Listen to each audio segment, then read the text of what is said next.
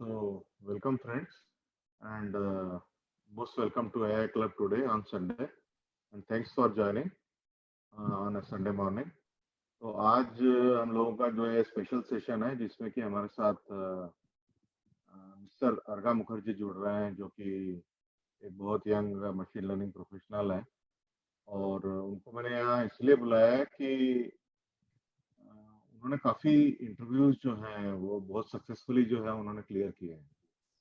तो मैं तो मतलब मेरी तरफ से तो मैं उनको इंटरव्यू देने और इंटरव्यू क्लियर करने का मास्टर ही बोलता हूँ। और वो अर्गा मुखर्जी को सिर्फ हमने ही नहीं बुलाया इंटरव्यू की हेल्प के लिए, उनको एक अपग्रेड करके जो संस्था है, जो आपने सुना होगा अपग्रेड का नाम, तो उनको भी ये जो लड़कों को इंटरव्यू क्लियर मतलब जो सीनियर जो या जूनियर लड़के उनके ऐसे कोर्सेस करते हैं, तो उनको भी इंटरव्यू क्लियर करवाने में, इंटरव्यू के लिए प्रिपेयर करवाने में अर्गा मुखर्जी जो है उनकी मतलब ऑफिशियल हेल्पर है, उनके ऑफिशियल कंसल्टेंट है।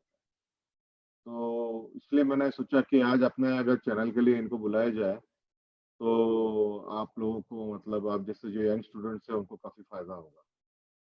तो सबसे पहले अर्गा मुखर्जी जो है वो अपना थोड़ा इंट्रोडक्शन देंगे और फिर बीच-बीच में हम उनसे क्वेश्चन पूछते रहेंगे और अगर बीच में अगर आपको कोई क्वेश्चन है, तो आप उसी समय वीडियो स्टॉप करके मतलब ऑडियो ओपन करके आप पूछ सकते हैं, मतलब आपको वेट करने का ज़रूरत नहीं है। और बाद में क्वेश्चन आंसर सेशन होगा ही। तो मैं थोड़ा परिचय दे दूं तो ये वर्गा मुखर्जी को सब 3 या 4 साल का एक्सपीरियंस है वो और बेंगलोर से पास आउट है। और अर्गा मुखर्जी ने जो पहला इंटरव्यू क्लियर किया था कैंपस से वो था अमेजोन का। और सबको पता है कि अमेजोन का इंटरव्यू जो है वो काफी टफ होता है। तो मतलब कॉलेज के समय से ही वो काफी तैयारी करते रहे हैं और काफी ध्यान देते रहे हैं कि इंटरव्यू किस तरह से दिए जाए, किस तरह के क्वेश्चन पूछे जाते हैं।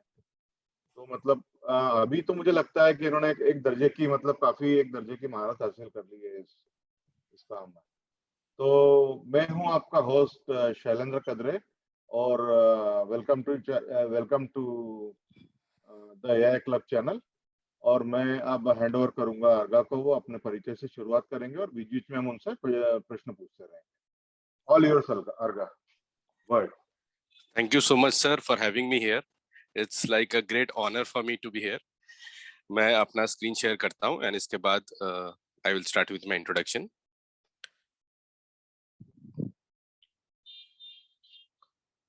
Sir, I hope मेरी स्क्रीन दिख रही है. Yeah. So, hello everyone. हमारा जो इस सेशन का एजेंडा है, मैं इसमें ऐसे लेके चलूंगा, फर्स्ट मेरा इंट्रोडक्शन, देन मेरे एजुकेशन क्वालिफिकेशंस, उसके बाद मेरी professional journey, and professional journey के बाद हम लोग जो डेटा साइंस या एआई के इंजीनियरिंग के इंटरव्यूज देते हैं उसमें कैसे कैसे क्वेश्चंस आते हैं, किस तरह के टॉपिक्स इंपॉर्टेंट है, एंड उसके बाद कैसे प्रिपेयर करना है, कौन से रिसोर्सेज से पढ़ना है, कैसे रेफरेंसेस लेने हैं, वो सब, एंड उसके बाद मेरा डेली स्केड्यूल जो मैं फॉलो करता हूँ एंड कुछ मेरे हॉबीज एंड ऑल। सो ये है मेरा टोटल 4 इयर्स का एक्सपीरियंस। सो मैंने जब कंपनी में स्टार्ट किया था काम करना, that was the first company in Amazon. I started working as a TRMS investigator in operations. उसके बाद मैंने वहां से स्विच किया to DevOps and AWS inside Amazon itself. उसके बाद जब Amazon के बाद मैंने कुछ कोर्सेज किए, मैंने थोड़ी पढ़ाई की एंड मैंने फिर इंटरव्यू दिया. तो इंटरव्यू देने के बाद I started working with UST global, client as Dell. मेरा प्रोजेक्ट था सॉफ्टवेयर डेवलपमेंट में and it was for data security and encryption project. And उसके बाद ही मैंने पढ़ाई स्टार्ट की अपनी हायर एजुकेशन के लिए. अभी मैं पोस्ट ग्रेजुएट डिप्लोमा कंप्लीट कर चुका हूँ in machine learning and AI from IIIT Bangalore and have started with my master's from Liverpool John Moores university. ये मेरा लिंक्डइन का प्रोफाइल है एंड मेरा गिटहब का प्रोफाइल है. मैं इसमें कुछ कुछ प्रोजेक्ट्स जो करता रहता हूँ तो वो सब वहाँ पे शेयर रहते हैं गिटहब में. सारे ओपन सोर्स है, कोई भी एनक्रिप्टेड नहीं है. आप लोग को किसी को भी अगर वहां से क्लोन करना है, वहां से you can feel free to clone. आराम से आप जाओ वहां पे क्लोन करो, या कुछ अगर आपको अपडेट करना है आप वहां पे अपडेट भी कर सकते हो. And apart from that LinkedIn में एक फोरम है जिसमें शैलेंद्र सर भी है and we discuss certain things. कुछ भी इंपॉर्टेंट अगर अपडेट आता है related to machine learning and all, तो ये भी आप लोग ज्वाइन कर सकते हो. इसका लिंक भी आपको शेयर हो जाएगा. सो देन आते हैं मेरे एजुकेशन क्वालिफिकेशंस पे. तो एज आई सेड, मैंने अपना 10th and 12th ICSE board से किया है from my home town De Nobili school, CMRI Dhanbad. And ये कम्प्लीटली इंग्लिश मीडियम स्कूल थी. लाइक आईसीएसई बोर्ड में काफी ज्यादा लेवल था, उसमें तो शेक्सपियर एंड ऑल ये सब हमें पढ़ाया गया था। उसके बाद मैंने फिर अपना कंप्यूटर साइंस का ग्रेजुएशन किया from AMC engineering college Bangalore. तो मैंने काफी सारे एंट्रेंसेस दिए थे, बट देन मेरे को हमेशा से लाइक बैंगलोर आना था बिकॉज बैंगलोर आईटी हब है। एंड मेरे को आई वाज वेरी श्योर कि मेरे को सॉफ्टवेयर में ही जाना है। लाइक सिंस माई स्कूल मैं काफी काफी श्योर था कि मेरे को उसी में जाना है एंड कंप्यूटर साइंस में ही आगे बढ़ना है। तो इसीलिए मैं बैंगलोर आया, मैंने अपनी ग्रेजुएशन पूरी की फ्रॉम एएमसी कॉलेज। फिर मैंने पोस्ट ग्रेजुएशन स्टार्ट किया एंड पोस्ट ग्रेजुएशन के बाद अभी मास्टर्स मैंने स्टार्ट किया है। तो it's like by next year मैं मास्टर्स कंप्लीट करूंगा। तो ये मेरा कॉलेज था, AMC engineering college, Bannerghatta road Bangalore में। अगर आप लोग बैंगलोर से हो तो आपको पता होगा शायद बनरघट्टा रोड के बारे में। तो लाइक मैं कभी भी बहुत अच्छा स्टूडेंट नहीं था, ना ही मैं स्कूल में बहुत स्टूडियस था। मेरा हमेशा से दो एस्पेक्ट रहता था कि जब भी पढ़ो उसका मेन प्रैक्टिकल एस्पेक्ट पे जाओ। अगर कोई कंप्यूटर साइंस का कि सपोज मैंने अगर इलेक्ट्रॉनिक सर्किट डिजाइन किया है या फिर कुछ कोड है तो उसको डायरेक्टली यूजर बेस पे कैसे शो करना है। तो इसीलिए अगर आप देखोगे तो मैंने यहाँ पे कुछ इंटर्नशिप्स किए हैं, जैसे स्लाइस पे करके कंपनी है। तो ये कंपनी क्या करती है, ये प्राइवेट फंडिंग प्रोवाइड करती है टू द स्टूडेंट्स। तो मैं इसमें वेरिफिकेशन इंचार्ज था एंड एक जोन का, लाइक जो आपका एयरपोर्ट साइड है, देवनाहल्ली साइड है, तो बेसिकली उस वो पूरे जोन का मैं हेड था। तो I used to work with them. और उसमें कुछ कॉल्स भी रहते थे, कुछ पेपर वर्क भी रहते थे, कुछ सॉफ्टवेयर पे काम भी रहता था। एंड अपार्ट फ्रॉम दैट मैंने ज़ैलेट करके कंपनी थी, it's almost similar to Facebook. वहां पे मैंने कंटेंट राइटिंग का काम किया है for couple of months, I think 6-7 months के लिए। एंड स्लाइस पे में मेरा ड्यूरेशन था समवेयर अराउंड 2 साल। मैंने स्टार्ट किया था सेकेंड ईयर के एंड में, मैंने ऑलमोस्ट 2 साल तक काम किया है वहां पे। उसके बाद मैंने जब मैं घर जाता था सेमेस्टर ब्रेक में, तो वहाँ पे एक इंस्टीट्यूट है, basically central institute of mining and fuel research, which is famous for like all kind of mining projects and all. तो मैंने वहाँ पे एक जावा का प्रोजेक्ट पे काम किया था, नेम मेंशन नहीं किया because that was confidential. And उसके साथ साथ जब मेरा थर्ड ईयर हुआ तो मैंने इंटर्नशिप के साथ साथ मैंने उबर के साथ काम भी किया था। तो उबर के साथ मतलब आई ट्राइड कि बिजनेस कैसे रन होता है, देन मैंने वहां पे अपना बाकी सारा एस्पेक्ट्स ट्राई किया एंड देन ऐसे करके मेरा आगे बढ़ा वहां पे। एंड देन फाइनली एक दिन आया जिस दिन मैं अमेजोन में प्लेसमेंट के लिए बैठा। So Amazon was the first company जिसमें मैं बैठा था बिकॉज मेरी एग्रीगेट 59% थी। And as I mentioned like most of the companies में कट ऑफ होता है 60%, 70% एंड ऑल। तो मेरा 59% एग्रीगेट था, मैं आधी कंपनी में तो एलिजिबल ही नहीं था। तो फर्स्ट कंपनी में बैठा अमेजोन में, उसकी 7 राउंड इंटरव्यू थी, निकल गया। निकल गया। एंड आई वुड से कि अमेजोन का जो इंटरव्यू निकला उसका क्रेडिट जाता है, a lot of credit goes to Slice पे। बिकॉज जब मैं ये इंटर्नशिप करता था तो मेरे को दिन में अराउंड 20-25 कॉल्स करने पड़ते थे एवरी डे इन इंग्लिश। सो उसके वजह से जो मेरा फ्लुएंसी है वो काफी इंप्रूव किया with this internship. And finally मैंने अमेजोन ज्वाइन किया इन 2017, इन अगस्त 2017 एज अ टीआरएमएस इन्वेस्टिगेशन स्पेशलिस्ट, जो कि ऑपरेशंस की प्रोफाइल है। तो ये है मेरी अमेजोन की जर्नी। अगर आप यहाँ पे देखोगे तो मैंने लाइक काफी सारे मैंने इसमें बहुत सारी चीजें मेंशन किया है। तो मैं आपको एक ओवरव्यू देता हूँ। मैंने 2017 में अमेजोन ज्वाइन किया था। तो जब मैंने ज्वाइन किया मैंने 1 महीना ट्रेनिंग किया, 2 महीना ट्रेनिंग किया एंड ऑपरेशंस में था। मेरे को तभी लगा था कि नहीं, ऑपरेशन से मेरे को टेक्निकल में जाना है। एंड देन मैंने अपने मैनेजर से बात की तो पता चला कि there is a program called as Atlas, ATLAS। Amazon की इंटरनल लर्निंग प्रोग्राम है, उसमें एक एग्जाम होता है which is taken by HackerRank. And अगर आप वो क्लियर करते हो तो आपको वो सर्टेन ट्रेनिंग्स प्रोवाइड करते हैं एंड उसके बाद आप ट्रांजिशन ले सकते हो टू अ डेवऑप्स रोल और अ सपोर्ट इंजीनियर रोल और अ सॉफ्टवेयर डेवलपमेंट रोल। तो मैंने उसके लिए तैयारी की। अमेजोन में काम करते करते ओवर द वीकेंड्स में तैयारी करता था, हैकर रैंक वगैरह से लीड कोड ये सबसे प्रैक्टिस करता था। एंड ये सब करने के बाद मैंने वो एग्जाम दिया एटलस का। तो अराउंड आई वुड से 1500 लोग दिए थे, उसमें से वो 52 people were shortlisted including Bangalore and Hyderabad. I was one of them fortunately. तो मैं उसमें शॉर्टलिस्ट हुआ। देन अमेजोन का स्केड्यूल था कि वो लोग वीकेंड्स पे ट्रेनिंग करवाते थे फ्रॉम बिट्स पिलानी प्रोफेशनल्स जो प्रोफेसर्स रहते थे वहाँ के। एंड हमारी क्लासेस होती थी सैटरडेज एंड संडे को। एंड मैं जो शिफ्ट में काम करता था वो थी 5 PM to 2 AM। तो मैं 5 PM को लॉग इन करता था and I use to stay near Devanahalli. तो वो थोड़ा दूर पड़ता था मेरे को ट्रैवलिंग, तो मैं ऑफिस में ही सो जाता था, मैं घर नहीं आता था उस दिन। एंड ट्रेनिंग करके संडे को I use to go home. तो मैंने ऐसे करके 9 मंथ्स मैंने पार किया। But there was a setback. तो मैंने जब इसका फाइनल एग्जाम लिखा तो उस टाइम पे I was not well, and जो भी रीजन था due to which I could not clear the final cut off which was somewhere around 95 marks के आसपास, मेरे को 2 नंबर से मिस हुआ था। एंड जिस दिन मिस हुआ उस दिन मैं फिर वापस ऑफिस गया तो पता चला कि वहां पे एक और प्रोजेक्ट आया है कॉल्ड एज फ्लैश, जो कि हमारे जो ऑपरेशंस के काम होते हैं ना, जैसे डॉक्यूमेंट वेरिफिकेशन या किसी भी तरह का fraud detection and all those things, तो उसको ऑटोमेट करना था। एंड उनको 4 लोगों की टीम चाहिए थी और इंटरव्यू था 2 दिन में। और इंटरव्यू के लिए रिक्वायरमेंट था सी शार्प एंड सेलिनियम, जो मेरे को दोनों ही नहीं आती थी। फिर 2 दिन था मेरे पास, मैंने सैटरडे संडे बैठ के प्रिपेयर किया 2 दिन, उसका इंटरव्यू दिया, क्लियर किया, एंड आई वाज इन। मैंने 2 महीने 3 महीने वहां पे काम किए, एंड उसके बाद unfortunately I met with an accident, तो मतलब I broke my arm, and then मैं उस प्रोजेक्ट को कंटिन्यू नहीं कर पाया, तो मेरे को फिर वापस से अमेजोन आना पड़ा। So these were the 2 setbacks. And जब मैं आया तो वहां पे एक और चीज हुई कि जब मैं काम करता था तो आई यूज टू वर्क लाइक, एक हाथ पे प्लास्टर था एंड मैं एक हाथ से ऐसे करके टाइप करता था। तो मेरे को लगा कि यार क्या है, मतलब हमेशा बैठ के हम लोग काम कर रहे, एक ही काम कर रहे, 100 बार कर रहे, लाइक क्यों, कुछ तो करना चाहिए इसके लिए। तो मैंने वहां पे एक टूल क्रिएट किया और एक टास्क काउंटर क्रिएट किया। तो बेसिकली जो हम लोग एनोटेट करते हैं, जो मैनुअली लिखते हैं, उसको मतलब अगर आप सिर्फ क्लिक करोगे वो सेलिनियम से डेटा को लेगा इधर से और सारी चीजों को फ्रेम करेगा और फ्रेम करके वापस पेस्ट भी कर देगा। तो मैंने एक दिन का पूरा काम मैंने नहीं किया, मैं उस दिन बैठा 3-4 घंटा वो टूल बना दिया अपने लिए कि मेरे को प्रॉब्लम हो रहा था काम करने में विद प्लास्टर। तो वो मैंने बनाया। एंड देन एक टास्क काउंटर था, क्योंकि हमारा जो रेगुलर बेसिस पे जो टास्क है उसको ट्रैक करने का कोई मैकेनिज्म था ही नहीं, रियल टाइम को इतना नहीं था, वो डिले रहता था, लाइक आपको 1 घंटे बाद अपडेट होगा। तो जो 8 घंटे का शिफ्ट होता है, अब लास्ट आवर में आपको पता ही नहीं रहता कि आपने कितना काम किया है।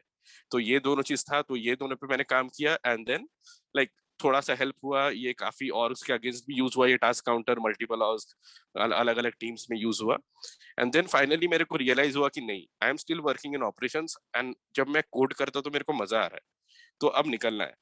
एंड देन फिर मैंने इंटरनली इंटरव्यूज देना चालू किया। तो लाइक 3-4 महीने मैंने ट्राई किया, बैक टू बैक अप्लाई करता रहा। तो फाइनली मेरे को कॉल आया, एंड देन मैंने इंटरव्यू दिया, I got short listed. 3-4 round की इंटरव्यू थी, उसमें डीबीएमएस के बारे में उन्होंने पूछा था, फिर क्वेरीज लिखने बोला था, फिर लिनक्स के ट्रबल शूटिंग थे, और फिर थोड़े थोड़े जावा के कोड से फिर लॉग्स वगैरह कैसे मॉनिटर होते हैं, सिनेरियो बेस्ड क्वेश्चंस थे कि अगर ऐसे फेलियर्स आते हैं तो आप कैसे ट्रेस बैक करोगे या फिर कैसे डिबग करोगे, बेसिकली डिबगिंग होता कैसे है, वो माइंडसेट चेक करने के लिए। And finally I joined as a support engineer DevOps with Amazon। That was in 2019, like 2017 के बाद कुछ टाइम के बाद। सो एक मिनट हाँ सर। वर्गा, मैं यहाँ पे आपको 1 मिनट विराम देना चाहूंगा। हाँ सर। और यहाँ पे मेरा ख्याल है अपन ने काफी कुछ सॉफ्टवेयर स्पेसिफिक टेक्नोलॉजी यूज कर लिए, जो कि हमारे जो दर्शक हैं उनके लिए नहीं होगी, ओके। क्योंकि इनका अभी सॉफ्टवेयर का इतना एक्सपोजर नहीं है, और इनमें से कंप्यूटर साइंस का शायद एक आध ही बनता होगा। ओके। मैं ओके। आपसे पहले 2-3 क्वेश्चन पूछूंगा, उसके बाद फिर अपन आगे बढ़ेंगे, ताकि जो हमारे ठीक है। दर्शक हैं उनको भी पूरा जो आप बोल रहे हैं समझ में आए। ठीक है? ठीक है। ठीक तो है सबसे सर। ओके। पहले आप हमारे दर्शकों को ये बताइए कि मोस्ट जेनरिक वे में, हम्म।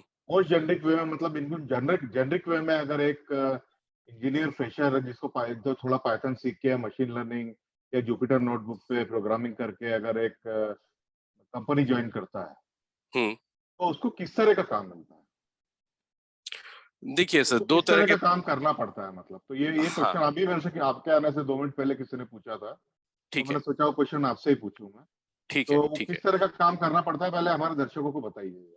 ठीक है। तो सर देखिए, अगर कोई सिर्फ पाइथन सीखता है, सिर्फ पाइथन और कोई लैंग्वेज नहीं, तो यहाँ पे 2 तरह के काम हो सकते हैं। आइदर जो एग्जिस्टिंग काम है जो पाइथन में बना हुआ है सॉफ्टवेयर, उनको एड ऑन करके या उसको मेंटेन करना।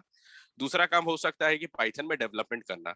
तो अगर पाइथन में डेवलपमेंट तभी मिलेगा जब वो पाइथन में थोड़े से एक्सपर्ट होंगे, मे बी कुछ लाइब्रेरीज जानेंगे या फिर हैंड्स ऑन उनको एक्सपीरियंस होगा। और सपोर्ट का काम ये हो सकता है कि जैसे कि पाइथन में कोई सॉफ्टवेयर बना हुआ है एंड वहां पे उसको में अगर कोई प्रॉब्लम आता है, या मान लीजिए कल कोई नया फीचर ऐड करना होता है, तो how will they add the feature, and वहां पे जाके फाइनली लाइक ये करना है, ऐसे करके ये चीज करना है, तो ऐसे। तो आई वुड सजेस्ट कि अगर कोई ऐसा बंदा है जो पाइथन सीख रहा है या पाइथन सीख चुका है, तो आप क्या करो, आप हैकर रैंक या लीड कोड पे जाओ, वो नॉर्मल फ्री वेबसाइट्स है, वहां पे जाओ, अपना अकाउंट बनाओ, छोटे छोटे कॉम्पिटिटिव क्वेश्चंस होते हैं कि फिबोनाची सीरीज कैलकुलेट करो, या फिर आपको ऑड इवन नंबर, या इस तरह के बहुत सारे छोटे छोटे क्वेश्चंस होते हैं, आप उसको प्रैक्टिस करो। तो वहां पे क्या होगा ना कि आप जैसे प्रैक्टिस करोगे आपको एरर्स मिलेंगे, कुछ कुछ छोटे छोटे एरर्स मिलेंगे। उस एरर को आप जब ठीक करोगे कि अच्छा छोटा छोटा मिस्टेक जो आपका पाइथन तो पहले इंप्रूव करेगा, सेकंड है कि आपका डिबगिंग स्किल इंप्रूव हो जाएगा, कि आपको समझ में आएगा कि अच्छा यहाँ पे ये प्रॉब्लम है तो इसको ठीक कैसे करना है, यहाँ पे ये प्रॉब्लम है तो ऐसे ठीक करना है। तो ये सब अगर आप सीख लोगे तो आप एज अ पाइथन डेवलपर काम कर सकते हो। और पाइथन 3 जगह पे यूज होता है, फ्रंट एंड पे, बैक एंड पे और फुल स्टैक पे। तो फुल स्टैक पे आपको जानने के लिए आपको फ्रंट एंड भी जानना पड़ेगा जो कि वेब डेवलपमेंट है, और बैक एंड के लिए अगर आप जाते हो तो बैक एंड के लिए पाइथन प्लस आपको थोड़ा बहुत क्वेरीज, एसक्यूएल क्वेरीज वगैरह लिखने आना चाहिए।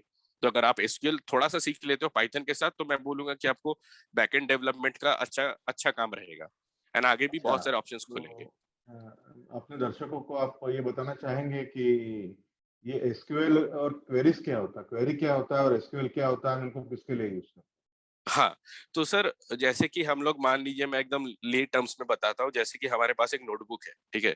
तो अगर आप हम लोग जो स्कूल टाइम पे जाते हैं तो वहां पे हमारे पास कैसे नोटबुक्स होते थे, जहाँ पे बॉक्स बने होते थे जिसमें हम लोग मैथ्स का नंबर्स लिखते थे। तो अगर हमारे पास मान लीजिए कि वैसा एक नोटबुक है, जस्ट नोटबुक को अगर आप हर बॉक्स में एक एक वैल्यू लिखते हैं, और उस वैल्यू को ऐसे पूरा नोटबुक भरा हुआ है आपका।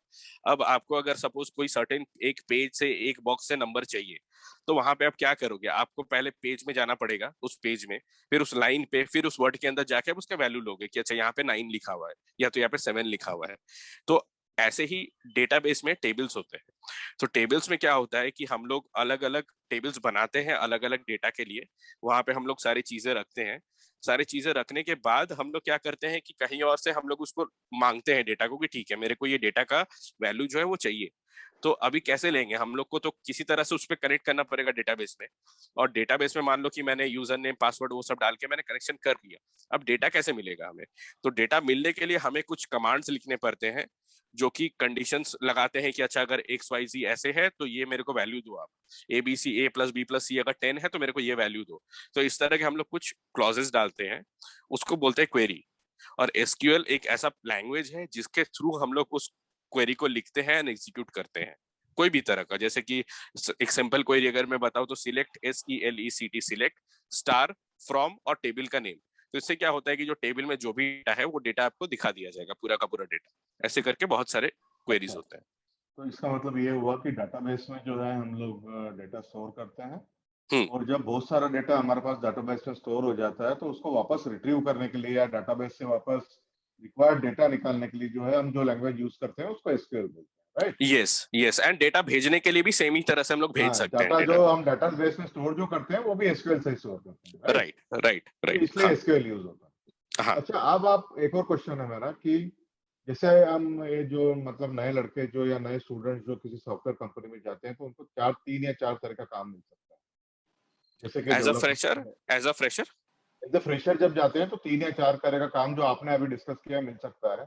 एक हाँ तो है डेवलपमेंट का काम मिलेगा, एक है मेंटेनेंस का काम मिलेगा, एक हाँ, सपोर्ट का काम मिलेगा और एक ऑपरेशंस का काम मिलेगा। तो मैं 4 चीज राइट कर रहा हूँ: राइट, डेवलपमेंट, मेंटेनेंस, सपोर्ट और ऑपरेशन। तो हाँ आप जरा शॉर्ट में बताइए कि इन चारों में डिफरेंस क्या है? ठीक है। तो पहले मैं ऑपरेशन से स्टार्ट करता हूँ। तो ऑपरेशंस क्या होता है, जैसे कि हर कंपनी में एक ऑपरेशन टीम होती है, और वो किसी एक पर्टिकुलर एस्पेक्ट पे काम करती है। मान लीजिए कि अगर आप किसी फाइनेंशियल इंस्टीट्यूशन के कंपनी में जा रहे हो, किसी फाइनेंस रिलेटेड कंपनी में, और वो टीम केवाईसी पे काम करती है, तो आपका काम ऐसा हो सकता है कि आप अगर जो डॉक्यूमेंट्स आ रहे हैं आपके पास, आप उसको वेरीफाई कर रहे हो कि वो जेन्युइन है या नहीं, या उसके कोई और डिटेल्स चाहिए तो वो डिटेल्स आप प्रोवाइड करके आपका प्रोसेस कंप्लीट कर रहे हो। ये है ऑपरेशंस। और ऑपरेशंस मोस्टली मैनुअल काम होता है, कि आपको कुछ चीजें मिलती है, उसका एक रूल्स होता है, एक चेक पॉइंट की तरह होता है कि अगर ये 5 पॉइंट सेटिस्फाई हो गया तो ये पास है, ये 5 में से 4 भी अगर हो गया तो ये पास है, 3 हुआ तो फेल है। इस तरह के रूल्स होते हैं, उसको बोलते हैं एसओपी। तो एसओपी के हिसाब से हम लोग चीजों को एग्जीक्यूट करते हैं, ये हो गया ऑपरेशंस का। ये दूसरा सर, होता है, ऑपरेशन सॉफ्टवेयर के टर्म्स में ऑपरेशन क्या होता है? सर सॉफ्टवेयर के टर्म्स में प्योर सॉफ्टवेयर डेवलपमेंट में ऑपरेशंस नहीं होता है। ऑपरेशंस एक सेमी टेक्निकल और नॉन टेक्निकल रोल आप बोल सकते हो। तो उसमें क्या होता है कि आपका सॉफ्टवेयर डेवलपमेंट का काम कम होता है, आप चीजों में टूल्स यूज करते हो, जैसे कि पहले से बने हुए टूल्स होते हैं, वहां पे आप डेटा डाल के काम करते हो बहुत सारे। जैसे कि कोई भी प्लेटफॉर्म में अगर आप मान लो कि स्टैंड अलोन टूल है जो सिस्टम में इंस्टॉल करते हो, या फिर किसी पोर्टल में आप लॉग इन करके वहां पे देखते हो, तो इस तरह के टूल्स होते हैं। तो वो टूल्स को हम लोग यूज करते हैं, इसको बोलते हैं ऑपरेशंस। सॉफ्टवेयर का जो ऑपरेशंस होता है, यहाँ पे मोस्टली टूल्स होते हैं जैसे कि टैबल्यू, पावर बीआई, इस तरह के टूल्स होते हैं। वहां पे हम लोग डेटा निकाल के ग्राफ्स वगैरह बनाते हैं, या फिर जैसे कि एक्सेल हो गया तो एक्सेल का एडवांस एक्सेल में मैक्रोज लिखते हैं, ये सब ऑपरेशंस का पार्ट होता है। और अच्छा। इसके बाद जो मेंटेनेंस आता है, तो मेंटेनेंस सपोर्ट और मेंटेनेंस का काम ये है कि अगर एक सॉफ्टवेयर टीम है, वो सॉफ्टवेयर टीम कोई सॉफ्टवेयर क्रिएट कर रही है, कुछ नया बना रही है, और मान लो कि कल जाके वो जो प्रोडक्शन में चल रहा है तो कुछ प्रॉब्लम्स आ रही है कि सडनली इसके वजह से ये प्रॉब्लम हो गया, ये इम्पैक्ट हो गया, तो उसको पहले तो ऑब्जर्व करना कि कहाँ पे प्रॉब्लम हो रही है। उसके बाद उस चीज को डेवलपमेंट टीम को बताना जाके कि अच्छा देखो यहाँ पे ये चीज थी, यहाँ पे ये प्रॉब्लम हुई है, तो आप जाके इसको ठीक करो। कि कुछ नया चेंजेस किया डेवलपमेंट टीम ने, सपोज आज चेंज किया और कल जाके वो बाकी सारे काम फेल होने स्टार्ट हो गए। तो वो होता है मेंटेनेंस और सपोर्ट का काम, कि पहले ऑब्जर्व करो, फिर रिपोर्ट करो। और कहीं कहीं पे अगर छोटा फोटा फिक्स है तो मे बी कि अगर मान लो कि सपोज जो क्लाउड का सर्विस है वो सपोज काम नहीं कर रहा है, तो कुछ कुछ टीम्स में ऐसे अथॉरिटीज भी होते हैं कि वो लोग क्लाउड सर्विस को रीस्टार्ट कर सकते हैं छोटे लेवल पे, नॉट वेरी एडवांस लेवल। और अगर मैं इसी का बोलूँ तो इसका ही थोड़ा एक्सटेंडेड वर्जन है सपोर्ट इंजीनियर, जो कि बहुत सारे कंपनी में एज डेवऑप्स इंजीनियर भी कहा जाता है। डेवऑप्स इंजीनियर का काम ये होता है कि ये करते करते डिप्लॉयमेंट भी करना, मतलब जो फाइनली हम लोग जो सोल्यूशन देखते हैं एज अ सॉफ्टवेयर, तो वहां तक लेके जाना। डेवलप तो हो गया कोड, अभी कोड को आप कोड से लेके फाइनली एंड पॉइंट तक कैसे लेके जाओगे, वो काम होता है डेवऑप्स का। और सॉफ्टवेयर डेवलपमेंट का एज वी अंडरस्टैंड कि अगर कोई फ्रेशर, मतलब मैं सॉफ्टवेयर डेवलपमेंट बताता हूँ पहले। तो सॉफ्टवेयर डेवलपमेंट का मतलब होता है कि एक सर्टेन लाइफ साइकिल फॉलो करते हैं हम लोग। सॉफ्टवेयर डेवलपमेंट लाइफ साइकिल जो होता है, उसमें अलग अलग स्टेजेस होते हैं। कि पहले स्टेज में कि जो भी हमारा रिक्वायरमेंट है, हम लोग उस रिक्वायरमेंट को देखते हैं कि अच्छा ये रिक्वायरमेंट अगर आया है तो ये हम लोग एक्चुअली में बना सकते हैं या नहीं। उसके बाद हम लोग ये देखते हैं कि अगर बना सकते हैं तो कितना फीजिबल है, कितने टाइम में बनेगा, क्या चाहिए एंड ऑल। एंड उसके बाद हम लोग सॉफ्टवेयर पे काम स्टार्ट करते हैं। तो फाइनली एक टाइम आता है जब सॉफ्टवेयर बन जाता है। तो ये है सॉफ्टवेयर डेवलपमेंट का काम। और फिर हम लोग उसको टेस्ट करते हैं अलग अलग लेवल पे कि ये सॉफ्टवेयर कैसे काम कर रहा है। कि सपोज अगर मान लो कि पाइथन का सॉफ्टवेयर है, तो पाइथन में एक सॉफ्टवेयर बना हुआ है जिसमें मेरे को वो ऑड नंबर इवन नंबर निकाल के देगा। तो मैं उसको डेटा दे रहा हूँ और मेरे को ये देखना है कि हर केस में वो कैसे परफॉर्म कर रहा है, सही जो बन रहा है, गलत बन रहा है, क्या बन रहा है। तो ये काम होता है डेवलपमेंट का। नाउ सर, आपके क्वेश्चन पे वापस आता हूँ कि एज अ फ्रेशर अगर कोई सॉफ्टवेयर डेवलपमेंट ज्वाइन करता है तो उसका क्या काम रहेगा। तो mostly software development as a fresher में उसको रिक्वायरमेंट नहीं देखना होगा। रिक्वायरमेंट उसके जो सीनियर डेवलपर्स होंगे वो लोग लेंगे दूसरे टीम से। उसका काम रहेगा कि जो भी पॉइंट्स उसको मिले हैं उसके बेसिस पे उसको सॉफ्टवेयर क्रिएट करने हैं, और उसको टेस्ट करके देखना है इनिशियल लेवल पे कि ठीक है जो मैंने बनाया है, जिस रीजन से बनाया है, वो आउटपुट मिल रहा है या कुछ और आउटपुट मिल रहा है उसके जगह पे। एंड अगर कुछ नहीं मिल रहा है, और मान लीजिए कि जैसे डिजाइन पैटर्न्स एक बहुत इंपॉर्टेंट कॉन्सेप्ट होता है प्रोग्रामिंग में, तो उसमें हम लोग डिजाइन पैटर्न्स यूज करते हैं सॉफ्टवेयर डेवलपमेंट में। और एक होता है कि एचएलडी। तो एचएलडी का मतलब होता है हाई लेवल डिजाइन, कि हम लोग एक बड़ा डिजाइन बनाते हैं फ्लो चार्ट के थ्रू या किसी भी तरह, जिसमें हम लोग एक्सप्लेन करते हैं कि सॉफ्टवेयर में अगर चार चीज है तो एक दूसरे से कैसे कम्युनिकेट कर रहा है, कैसे क्या हो रहा है, वो सब चीज को लेके। अच्छा, तो thanks Sarga for a great introduction. तो अभी अच्छा सर। अपन आगे बढ़े उसके पहले मेरा लास्ट क्वेश्चन है अभी आगे बढ़ने से हाँ पहले कि हाँ अपने दर्शकों को थोड़ा इस बताइए कि गिटहब और हैकर रैंक क्या होता है, क्योंकि हाँ मेरा सर, ख्याल है तो कि बहुत कम लड़के इससे फेमिलियर हैं। मैं स्क्रीन शेयर पे ही दिखाता हूँ, तो आई गेस उनको ज्यादा क्लियर आइडिया मिलेगा। या तो ये देखिए, तो गिटहब गिटहब क्या चीज है। अगर आप सिर्फ गिटहब को सर्च करोगे यूट्यूब, मतलब गूगल पे जाके गिटहब सर्च करोगे, तो आपको ऐसा साइट खुल जाएगा, ठीक है। तो गिटहब क्या है। गिटहब के अंदर आप जितने भी प्रोजेक्ट्स काम करते हो, जितने भी कोड, छोटे से छोटे बड़े से बड़े कोड्स पे आप काम करते हो, उस कोड को आप यहाँ पे डाल के, मतलब आप रख सकते हो। मान लो कि एक तरह का स्टोरेज है जहाँ पे आप कोड लिखे और रख दिए। और वो कोड आप रखते कैसे हो, आप सिर्फ कॉपी पेस्ट या अपलोड से नहीं करते हो, लाइक अपलोड करने का तरीका होता है बट हम लोग वैसे अपलोड नहीं करते। गिटहब में कुछ कमांड्स होते हैं कि आप अगर अपने लैपटॉप में कोड कर रहे हो तो आपके लैपटॉप को गिटहब से जोड़ना पड़ता है। जैसे कि जीमेल में हम लोग क्या करते हैं, यूजर नेम पासवर्ड डाल के हम लोग जीमेल को लैपटॉप से कनेक्ट करते हैं और फिर जीमेल में काम करते हैं, राइट। तो यहाँ पे वैसे ही होता है कि गिटहब में हम लोग लैपटॉप में कोड करते हैं एंड कोड को वहां यहाँ से उसमें पुश करते हैं या पुल करते हैं। पुश मतलब लैपटॉप से गिटहब में डालना, पुल मतलब गिटहब से लैपटॉप में लाना। और ऐसे ही बहुत सारे काम होते हैं कि अगर आप 10 लोग एक साथ काम कर रहे हो तो अगर मान लो कि एक चीज है जिसमें आप लोग 5 लोग या 10 लोग काम कर रहे हो, तो आप लोग एक ही टाइम पे अलग अलग लेवल पे काम कर सकते हो। और ये इसको बोला जाता है वर्जन कंट्रोल गिटहब को। एंड मैं बोलूंगा कि अगर आप लोग कोई भी सॉफ्टवेयर डेवलपमेंट या किसी भी तरह के टेक्निकल रोल में जाना चाहते हो तो गिटहब एक बहुत इंपॉर्टेंट चीज है सीखने के लिए। अगर आपको आती है तो बहुत अच्छी बात है, नहीं आती है तो प्लीज इसको सीख लेना। और दूसरी बात है हैकर रैंक। अर्घा जी, आप अपना पहले गिटहब का रिपोजिटरी बताना चाहेंगे ताकि हाँ। अपने दर्शकों को आइडिया लगे कि किस तरह से कोड यहाँ पे स्टोर होता है, किस फॉर्म में हाँ स्टोर सर, होता है। मैं अपना लॉग इन करता हूँ।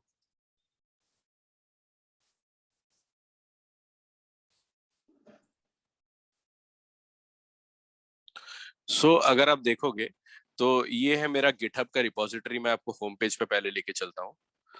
तो ये है, अगर आप प्रोफाइल पे जाओगे तो यहाँ पे आपको ऐसे दिखता है कि आपने कब कब कमिट्स किया है, क्या क्या कमिट किया है। कमिट का मतलब ये होता है कि जब आप कोड में कोई चेंजेस करते हो और गिट में डालते हो तो वहां पे क्या होता है। तो ऐसे करके आपको सारे प्रोजेक्ट्स दिखेंगे, ठीक है। तो जैसे कि मैं सपोज ये एक प्रोजेक्ट उठाता हूँ जहाँ पे लिखा हुआ है कि web scrapping Python using Python and selenium. तो अगर मैं इस पे जाऊंगा तो यहाँ पे देखो आपको सारे कोड दिखेंगे।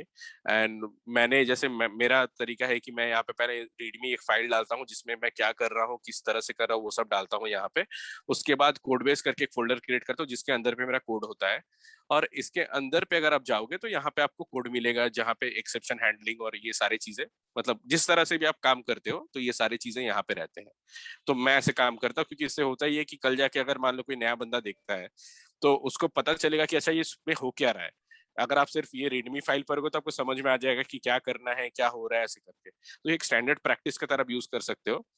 तो गिटहब में एक और चीज होता है, यहाँ पे अगर आप जाओगे तो यहाँ पे होता है ऑर्गेनाइजेशंस। ऑर्गेनाइजेशंस का मतलब ये है कि आप अगर एक ग्रुप बनाते हो, एक ग्रुप बना के आप काम करते हो तो उसके लिए तो यहाँ पे आप न्यू ऑर्गेनाइजेशन क्रिएट कर सकते हो। जैसे मेरा यहाँ पे है कोड बेस्ड डमी, मैंने एक बना के रखा है। तो यहाँ पे अगर ये मेरा ऑर्गेनाइजेशन है, अभी यहाँ पे मैं कुछ प्रोजेक्ट ऐड करूंगा और मैं किसी को भी ऐड करूंगा, जैसे आप देखोगे तो यहाँ पे मेरे कुछ टीम मेंबर्स एडेड है, मैं हूँ और एक और है। तो यहाँ पे आप लोगों को ऐड करके कोड डालोगे तो आप सबके साथ पैरेलली काम भी कर सकते हो एंड वो एक सेपरेट प्रोजेक्ट की तरह रहेगा।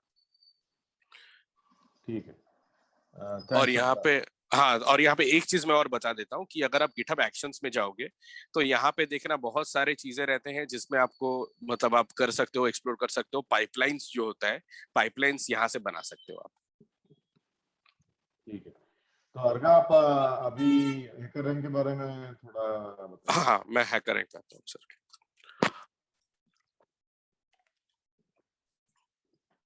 हैकर रैंक कुछ कुछ साइट्स है, जैसे हैकर रैंक हो गया, हैकर अर्थ हो गया, कोड शेफ हो गया और लीड कोड।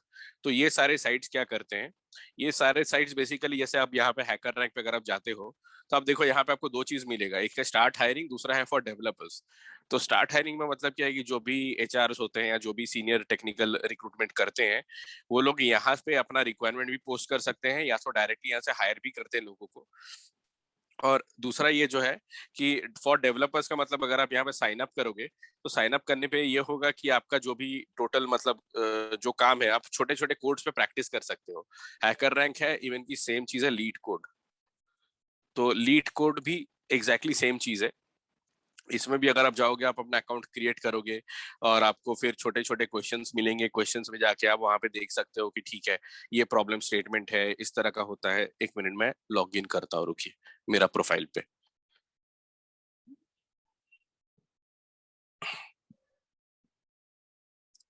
ऐसे भी आपको दिख जाएगा।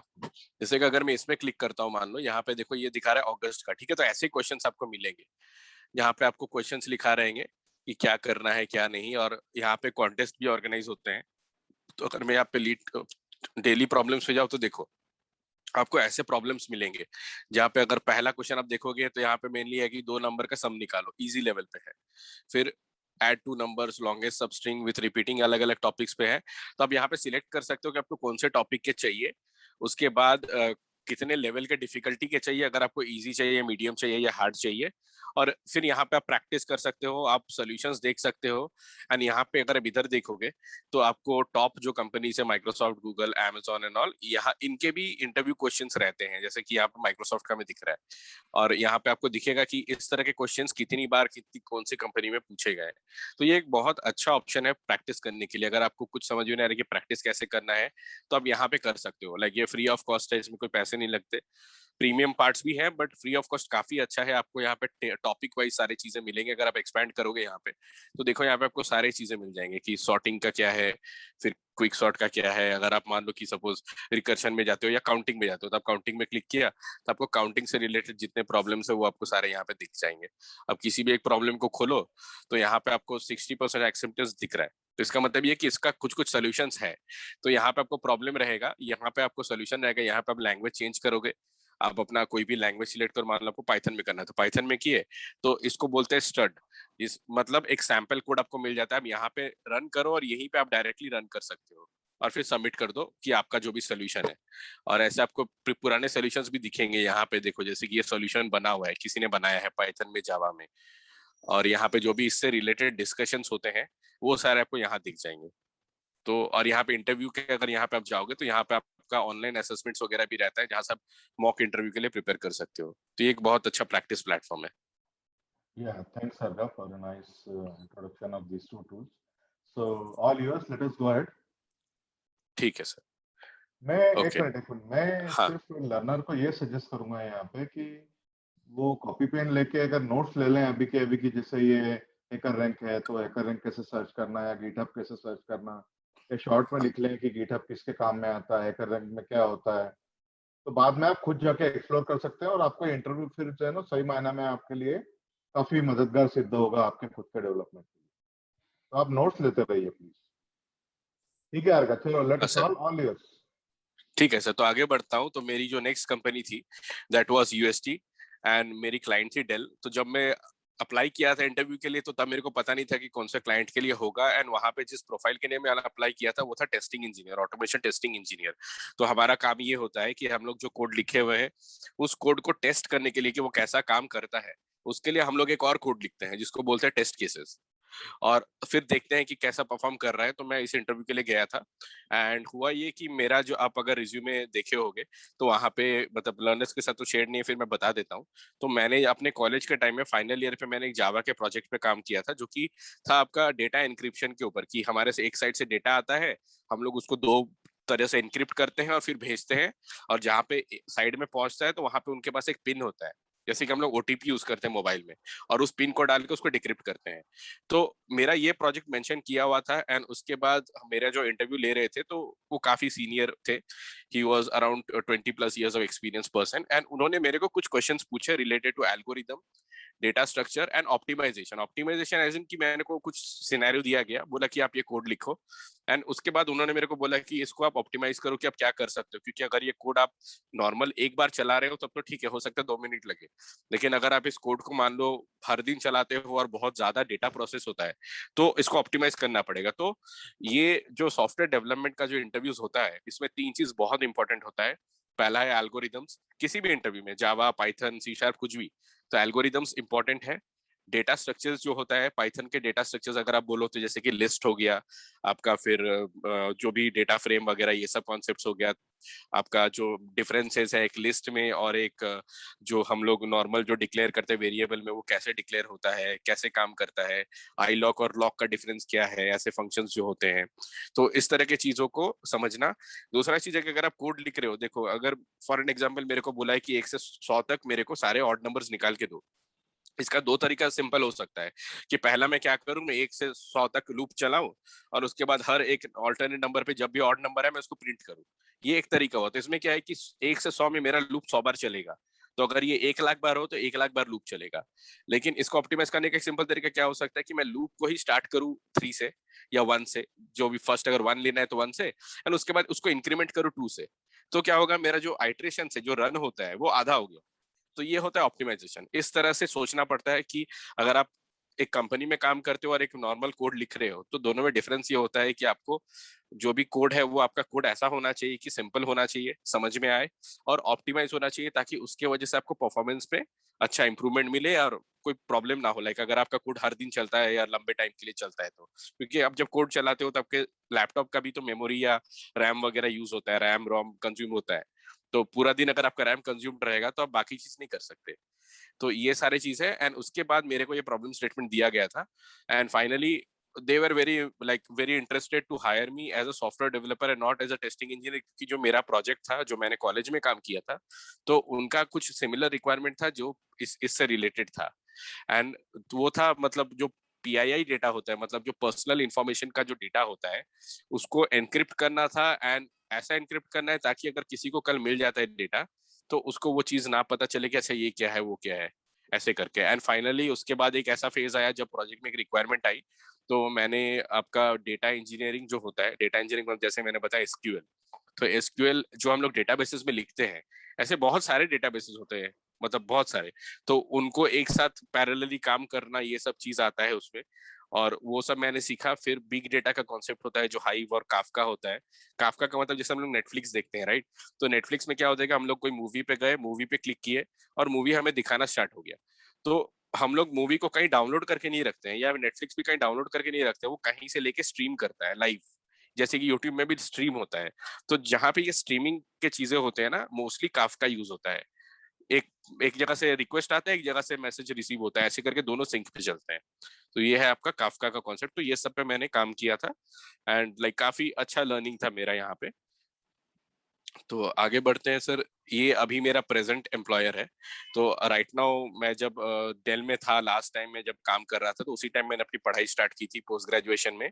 And by the time of 7 month, जब मेरा 7 मंथ कंप्लीट हुआ, लास्ट मई में स्टार्ट हुआ था हमारा बैच, मई के एंड में, जून के फर्स्ट वीक के आसपास। एंड मेरा जो जो भी पढ़ाई हुआ था, तो मैं क्या करता था कि जब मैंने मशीन लर्निंग का पढ़ाई स्टार्ट किया from upgrade triple IT Bangalore का, तो मैं साथ बाय साथ ना मैं कुछ कुछ और चीजें भी करता था। तो मैं आपको वो भी दिखाता हूँ यहाँ पे स्क्रीन शेयर करके। तो जैसे कि एक साइट है, मैं ये साइट को काफी प्रेफर करता हूँ, पेपर्स विथ कोड। तो अगर आप इस साइट पे जाओगे, तो इसका साइट में क्या होता है कि आपको हर तरह का, जैसे डोटा एक बहुत फेमस गेम है, बहुत लोग खेलते हैं डोटा, मैं भी खेलता था। तो यहाँ पे अगर आप कोई भी टॉपिक पे सर्च करोगे ना, तो आपका यहाँ पे दो तीन चीज मिलता है। पहला, आपको इससे रिलेटेड जो भी पेपर है, रिसर्च पेपर आपको वो मिलेगा। तो अगर आप इस पे खोलोगे तो आपको रिसर्च पेपर दिखेगा, एंड उसके बाद अगर ये खोलोगे तो आपको कोड दिखेगा। तो ये रिसर्च पेपर है, आप यहाँ पे क्लिक करो, आपको सारे पीडीएफ्स दिख जाएंगे यहाँ पे कि क्या है, इससे रिलेटेड डॉक्यूमेंट्स क्या है, कैसे काम करता है, ये सारे चीज आपको दिखेंगे। एंड इसका सैंपल कोड भी रहता है। लाइक एक मिनट, ये लोड हो रहा है, दिखाता हूँ आपको। तो अगर आप यहाँ पे देखोगे तो यहाँ पे इसके डेटा सेट्स वगैरह भी, मतलब मैंने अभी बताया ना आपको कि गिट, तो ये देखो, ये गिटहब का लिंक है, किसी ने कोड करके गिट में डाला हुआ है। अगर आप इस पे क्लिक करोगे तो देखो यहाँ पे आपको गिटहब के सारे कोड दिख जाएंगे कि उसने क्या किया है, क्या है इसमें। इसने भी यहाँ पे रीडमी फाइल बनाया है कि आप ऐसे ऐसे करके कॉन्फ़िगरेशन बनाओ एंड ऑल, सारी चीजें यहाँ पे मिल जाते हैं। एंड अगर आप इस पीडीएफ पे जाते हो तो देखो, ये पीडीएफ है आपका रिसर्च पेपर। ये प्रॉपर मतलब उसका पूरा रिसर्च देता है कि कैसे क्या करना है। तो अगर कोई चीज है जो आपको समझ में नहीं आती है, आपको सीखना है, मतलब ये सिर्फ मशीन लर्निंग के लिए ही नहीं, ये आपको हर तरह के चीजों के लिए आप यूज कर सकते हो। एंड डेटा सेट्स में अगर आप जाओगे तो आपको यहाँ पे डेटा सेट्स भी मिलता है। अलग अलग डेटा सेट्स है, अलग अलग तरीके के, ऑडियो, वीडियो, टेक्स्ट, फिर अलग अलग लैंग्वेजेस के। अगर आप कोई लैंग्वेज का काम करते हो पाइथन के थ्रू, पार्सिंग वगैरह, या रेजेक्स यूज करते हो, तो फिर यहाँ पे आपको ये सारे डेटा सेट्स मिलते हैं। तो मैं क्या करता था, यहाँ से मैं प्रोजेक्ट प्रैक्टिस करता था। एंड एक और साइट है कैगल, मैं उस पर भी दिखाता हूँ। तो ये है कैगल का साइट। कैगल एक ऐसा साइट है जहाँ पे आप डेटा सेट भी आपको मिलेगा, डेटा सेट मिलने के साथ साथ आपको प्रैक्टिस भी करने मिलेगा। एंड इनके पास वर्चुअल सीपीयूज होता है, गूगल कोलैब एक और तरीका है सेम। तो इसमें आपको मतलब सारे डेटा सेट्स मिलेगा। अब यहाँ पे जैसे कि मान लो कि कोई एक बंदा है जो फेस फेस डिटेक्शन पे काम कर रहा है। अब उसको फेस डिटेक्शन में काम करना है, लेकिन उसका डेटा कहाँ से मिलेगा? हम लोग मॉडल्स को ट्रेन कैसे करेंगे मशीन लर्निंग में, या फिर किसी भी तरह का डेटा कहाँ से मिलेगा? तो यहाँ पे डेटा मिलता है। यहाँ पे अलग अलग लाइब्रेरीज सपोर्टेड है।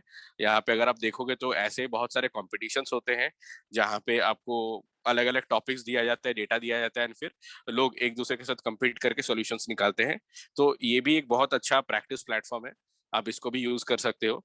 एंड पेपर्स विद कोड जैसा मैंने आपको मेंशन किया, तो ये मैं हाईली रिकमेंड करता हूँ क्योंकि ये बहुत अच्छा है। लाइक आपको कुछ भी नहीं पता है, आप अगर सिर्फ पाइथन लिख के सर्च करोगे, तो पाइथन लिख के सर्च करोगे तो देखो आपको पाइथन में ही हर तरह का मिलेगा कोड। तो आपको जो भी चाहिए, आपको स्पेसिफिक चाहिए, जैसे कि मान लो कि अगर आप लोग मशीन लर्निंग करते हो और आप लीनियर रिग्रेशन से रिलेटेड कोड चाहते हो, तो आप लीनियर रिग्रेशन सर्च करो। तो लीनियर रिग्रेशन मैंने सर्च किया यहाँ पे। अभी देखो लीनियर रिग्रेशन से रिलेटेड टॉपिक के बारे में भी मेरे को बता रहे कि लीनियर रिग्रेशन क्या होता है, उससे एसोसिएटेड लिंक्स और जितने भी कोड है, सैंपल कोड की क्या है, लीनियर रिग्रेशन के तरह का जो भी प्रॉब्लम स्टेटमेंट है जो हम लोग काम कर सकते हैं, बूस्टिंग एंड ऑल जो भी है यूजिंग लीनियर रिग्रेशन, ये सारी चीजें यहाँ पे आपको मिल जाएंगे इस तरह से। तो मैं ये करता था। इसके साथ साथ मैंने कुछ कुछ प्रोजेक्ट्स भी बनाए, जैसे मैंने आपको अभी अपने गिटहब में दिखाया कि ये मेरा गिटहब है। तो मैंने यहाँ पे 2 प्रोजेक्ट पे काम किया था। एक था आपका वेब स्क्रैपिंग, तो वेबसाइट से डेटा निकाल के उसको मैनिपुलेट कर, मतलब ट्रांसफॉर्म करके उसका एक फाइनल आउटपुट निकालना था। एक ये प्रोजेक्ट था मेरा। दूसरा मेरा एक और प्रोजेक्ट है जो कि अगर आप देखोगे यहाँ पे तो एक सेकेंड, तो यहाँ पे एक है इमेज रिकॉग्निशन यूजिंग पाइथन। तो इस पे मैं काम कर रहा था लास्ट कुछ कुछ टाइम पहले। तो ये क्या करता है कि अगर आपके पास मान लो 10 लोग खड़े हैं, तो अब लोगों का पूरा फुल बॉडी अगर फोटो है, तो वो क्या करता है, फेस को अलग करता है। फेस को अलग करके आईज, नोज, ईयर्स का कोऑर्डिनेट्स निकालता है। निकाल के उसको कंपेयर करता है। तो इसको और रिफाइन करना है। ये 2 प्रोजेक्ट था जिसपे मैं काम कर रहा था। एंड इस तरह के मैं कुछ कुछ प्रोजेक्ट्स काम करता हूँ। तो मतलब मेरा बोलने का ये मतलब है कि अगर आप कोई भी इंटरव्यू के लिए दे रहे हो, और मान लो कि सपोज आप एज अ पाइथन डेवलपर का इंटरव्यू देना चाहते हो अभी या फिर कमिंग कुछ टाइम में, तो आपके पास ना कुछ प्रोजेक्ट्स होने चाहिए जो आपको प्रूफ, मतलब आपको थोड़ा नॉलेज दे। एक तो आपको सीखने मिलेगा, दूसरा चीज है कि आपको कॉन्फिडेंस देगा कि अच्छा आपने ये चीज किया तो आपको इस चीज का नॉलेज है। जैसे कि जो मेरा सीटीएस टेक का इंटरव्यू था, तो वहां पे उन्होंने मेरे को मेरे प्रोजेक्ट्स के बारे में पूछा था। क्योंकि वहां पे होता ये है कि अगर आप किसी चीज पे काम किए हो तो आपको उस चीज का डेप्थ नॉलेज होता है, और आप बहुत सारे ऐसे लाइब्रेरीज यूज करते हो या डिबग करते हो जो आप नॉर्मली पढ़ के नहीं सीख सकते, आपको थोड़ा प्रैक्टिस चाहिए। तो यहाँ पे कुछ कुछ इंपॉर्टेंट टॉपिक्स हैं जो कि मोस्टली इंटरव्यू में पूछा जाता है। उसमें से एक है डॉकर। तो आई डोंट नो कि डॉकर कितने लोगों को पता है। तो डॉकर एक ऐसी चीज है कि अगर आप अपने लैपटॉप में कोड लिख रहे हो, और कोड लिखने के बाद मान लो कि आप सपोज आपका लैपटॉप विंडोज का 62 बिट 64 बिट का कॉन्फ़िगरेशन है, कल जाके उसी सिस्टम को, उसी कोड को आपको लिनक्स के सिस्टम में चलाना है या फिर मैक में चलाना है, तो आपका हर कोड का प्लेटफॉर्म तो डिपेंडेंट नहीं रहेगा, राइट? तो आपको क्या करना पड़ेगा, हर जगह पे जाके कोड को फिर से रन करके आउटपुट निकालना पड़ेगा एंड ऑल दैट। तो डॉकर क्या करता है कि आपका जो कोड है, अगर आप उसको बिल्ड करते हो, बिल्ड एक कमांड है, इसीलिए मैं बिल्ड वर्ड यूज कर रहा हूँ, डॉकर में एक बिल्ड होता है। तो वो क्या करता है कि आपका जो पूरा कोड है उसको एक तरह का शॉर्ट, मतलब एक स्नैपशॉट बनाता है। मान लो कि एक इमेज की तरह बनाता है वो, और उसको आप कहीं पे भी रन करो, खाली आपको बिल्ड करना है और वो पूरा चीज सेम कॉन्फ़िगरेशन के साथ रन होता है। तो इसी का जो हार्डवेयर सपोर्ट होता है आगे जाके, जो हम लोग स्केल अप करते हैं, उसको बोलते हैं कुबरनेटिस। और जो हम लोग डॉकर के थ्रू करते हैं, that is called as deployment. तो ये सारी चीजें होते हैं। और उसके साथ साथ मशीन लर्निंग के जो क्लासिकल मशीन लर्निंग के कॉन्सेप्ट्स होते हैं, जैसे कि लीनियर रिग्रेशन हो गया, लॉजिस्टिक हो गया, फिर बूस्टिंग हो गया, बैगिंग हो गया, ये सारे कॉन्सेप्ट्स बहुत इंपॉर्टेंट होता है। रैंडम फॉरेस्ट काफी इंपॉर्टेंट कॉन्सेप्ट है इंटरव्यू के लिए, अगर आप इंटरव्यूज के लिए प्रिपेयर करते हो। और एनएलपी पे में भी कुछ कुछ टॉपिक्स है जो कि मैं डिटेल में नहीं जाऊंगा, बट यहाँ पे लाइक कुछ कुछ टॉपिक्स है, आप देख सकते हो यहाँ पे भी। एंड इंटरव्यू अगर आप देते हो, तो इंटरव्यू में 2 तरह का क्वेश्चन होता है। फर्स्ट कि वो क्या है, जैसे कि आपको ये पूछ सकता है कि ठीक है आपने पाइथन पे काम किया है, तो पाइथन में कौन सा लाइब्रेरी में काम किया है। तो फॉर एन एग्जांपल, अगर आप बोलते हो कि ठीक है मैंने डेटाबेस में कनेक्ट करने के लिए इस लाइब्रेरी से यूज किया, या मैं एक्सेल से रीड करने के लिए या जेसन से रीड करने के लिए मैंने जेसॉन लाइब्रेरी यूज किया, तो उसके बाद आपको अगला क्वेश्चन ये आ सकता है कि ठीक है अगर आपको एक सिचुएशन ऐसा दिया जाए जहां पे आपको डेटा निकालना है यहाँ से यहाँ तक, या फिर आपको एक ऑपरेशन परफॉर्म करना है, आप कैसे करोगे। तो इसको हम लोग बोलते हैं सिचुएशन बेस्ड एनालिसिस। सिचुएशन आपको दे दिया गया, आपको अगर उसका सोल्यूशन नहीं भी पता है, तो भी आपको समझना पड़ेगा या फिर आपको सोचना पड़ेगा कि ठीक है आप कैसे स्टार्ट करोगे, कैसे आगे बढ़ोगे, कैसे क्या करना है, ये पूरे अप्रोच को। एंड उसके बाद आप जब अप्रोच दे दोगे, फिर आपको बोला जाएगा कि आप ऑप्टिमाइज करो इसको, आप और क्या बेटर कर सकते हो, इसमें कहाँ तक आप इसको इम्प्रूव कर सकते हो। तो ये जनरल कोई भी इंटरव्यू का ये प्रोसेस होता है कि आपको एक सिचुएशन दिया जाता है, इसको बोलते हैं प्रॉब्लम स्टेटमेंट, और उसके बाद आपको उसको एनालाइज करना होता है कि जैसे कि एक और कॉमन एग्जांपल है जो है सेंटिमेंट एनालिसिस यूजिंग ट्विटर।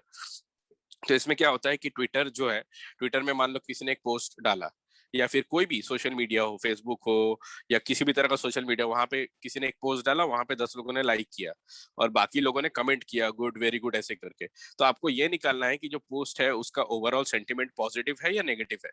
तो अब जो जाहिर सी बात है कि जिन्होंने थम्स अप दिया वो भी तो पॉजिटिव ही हुआ, राइट? उसने लिखा नहीं है बट उसने थम्स अप दिया है।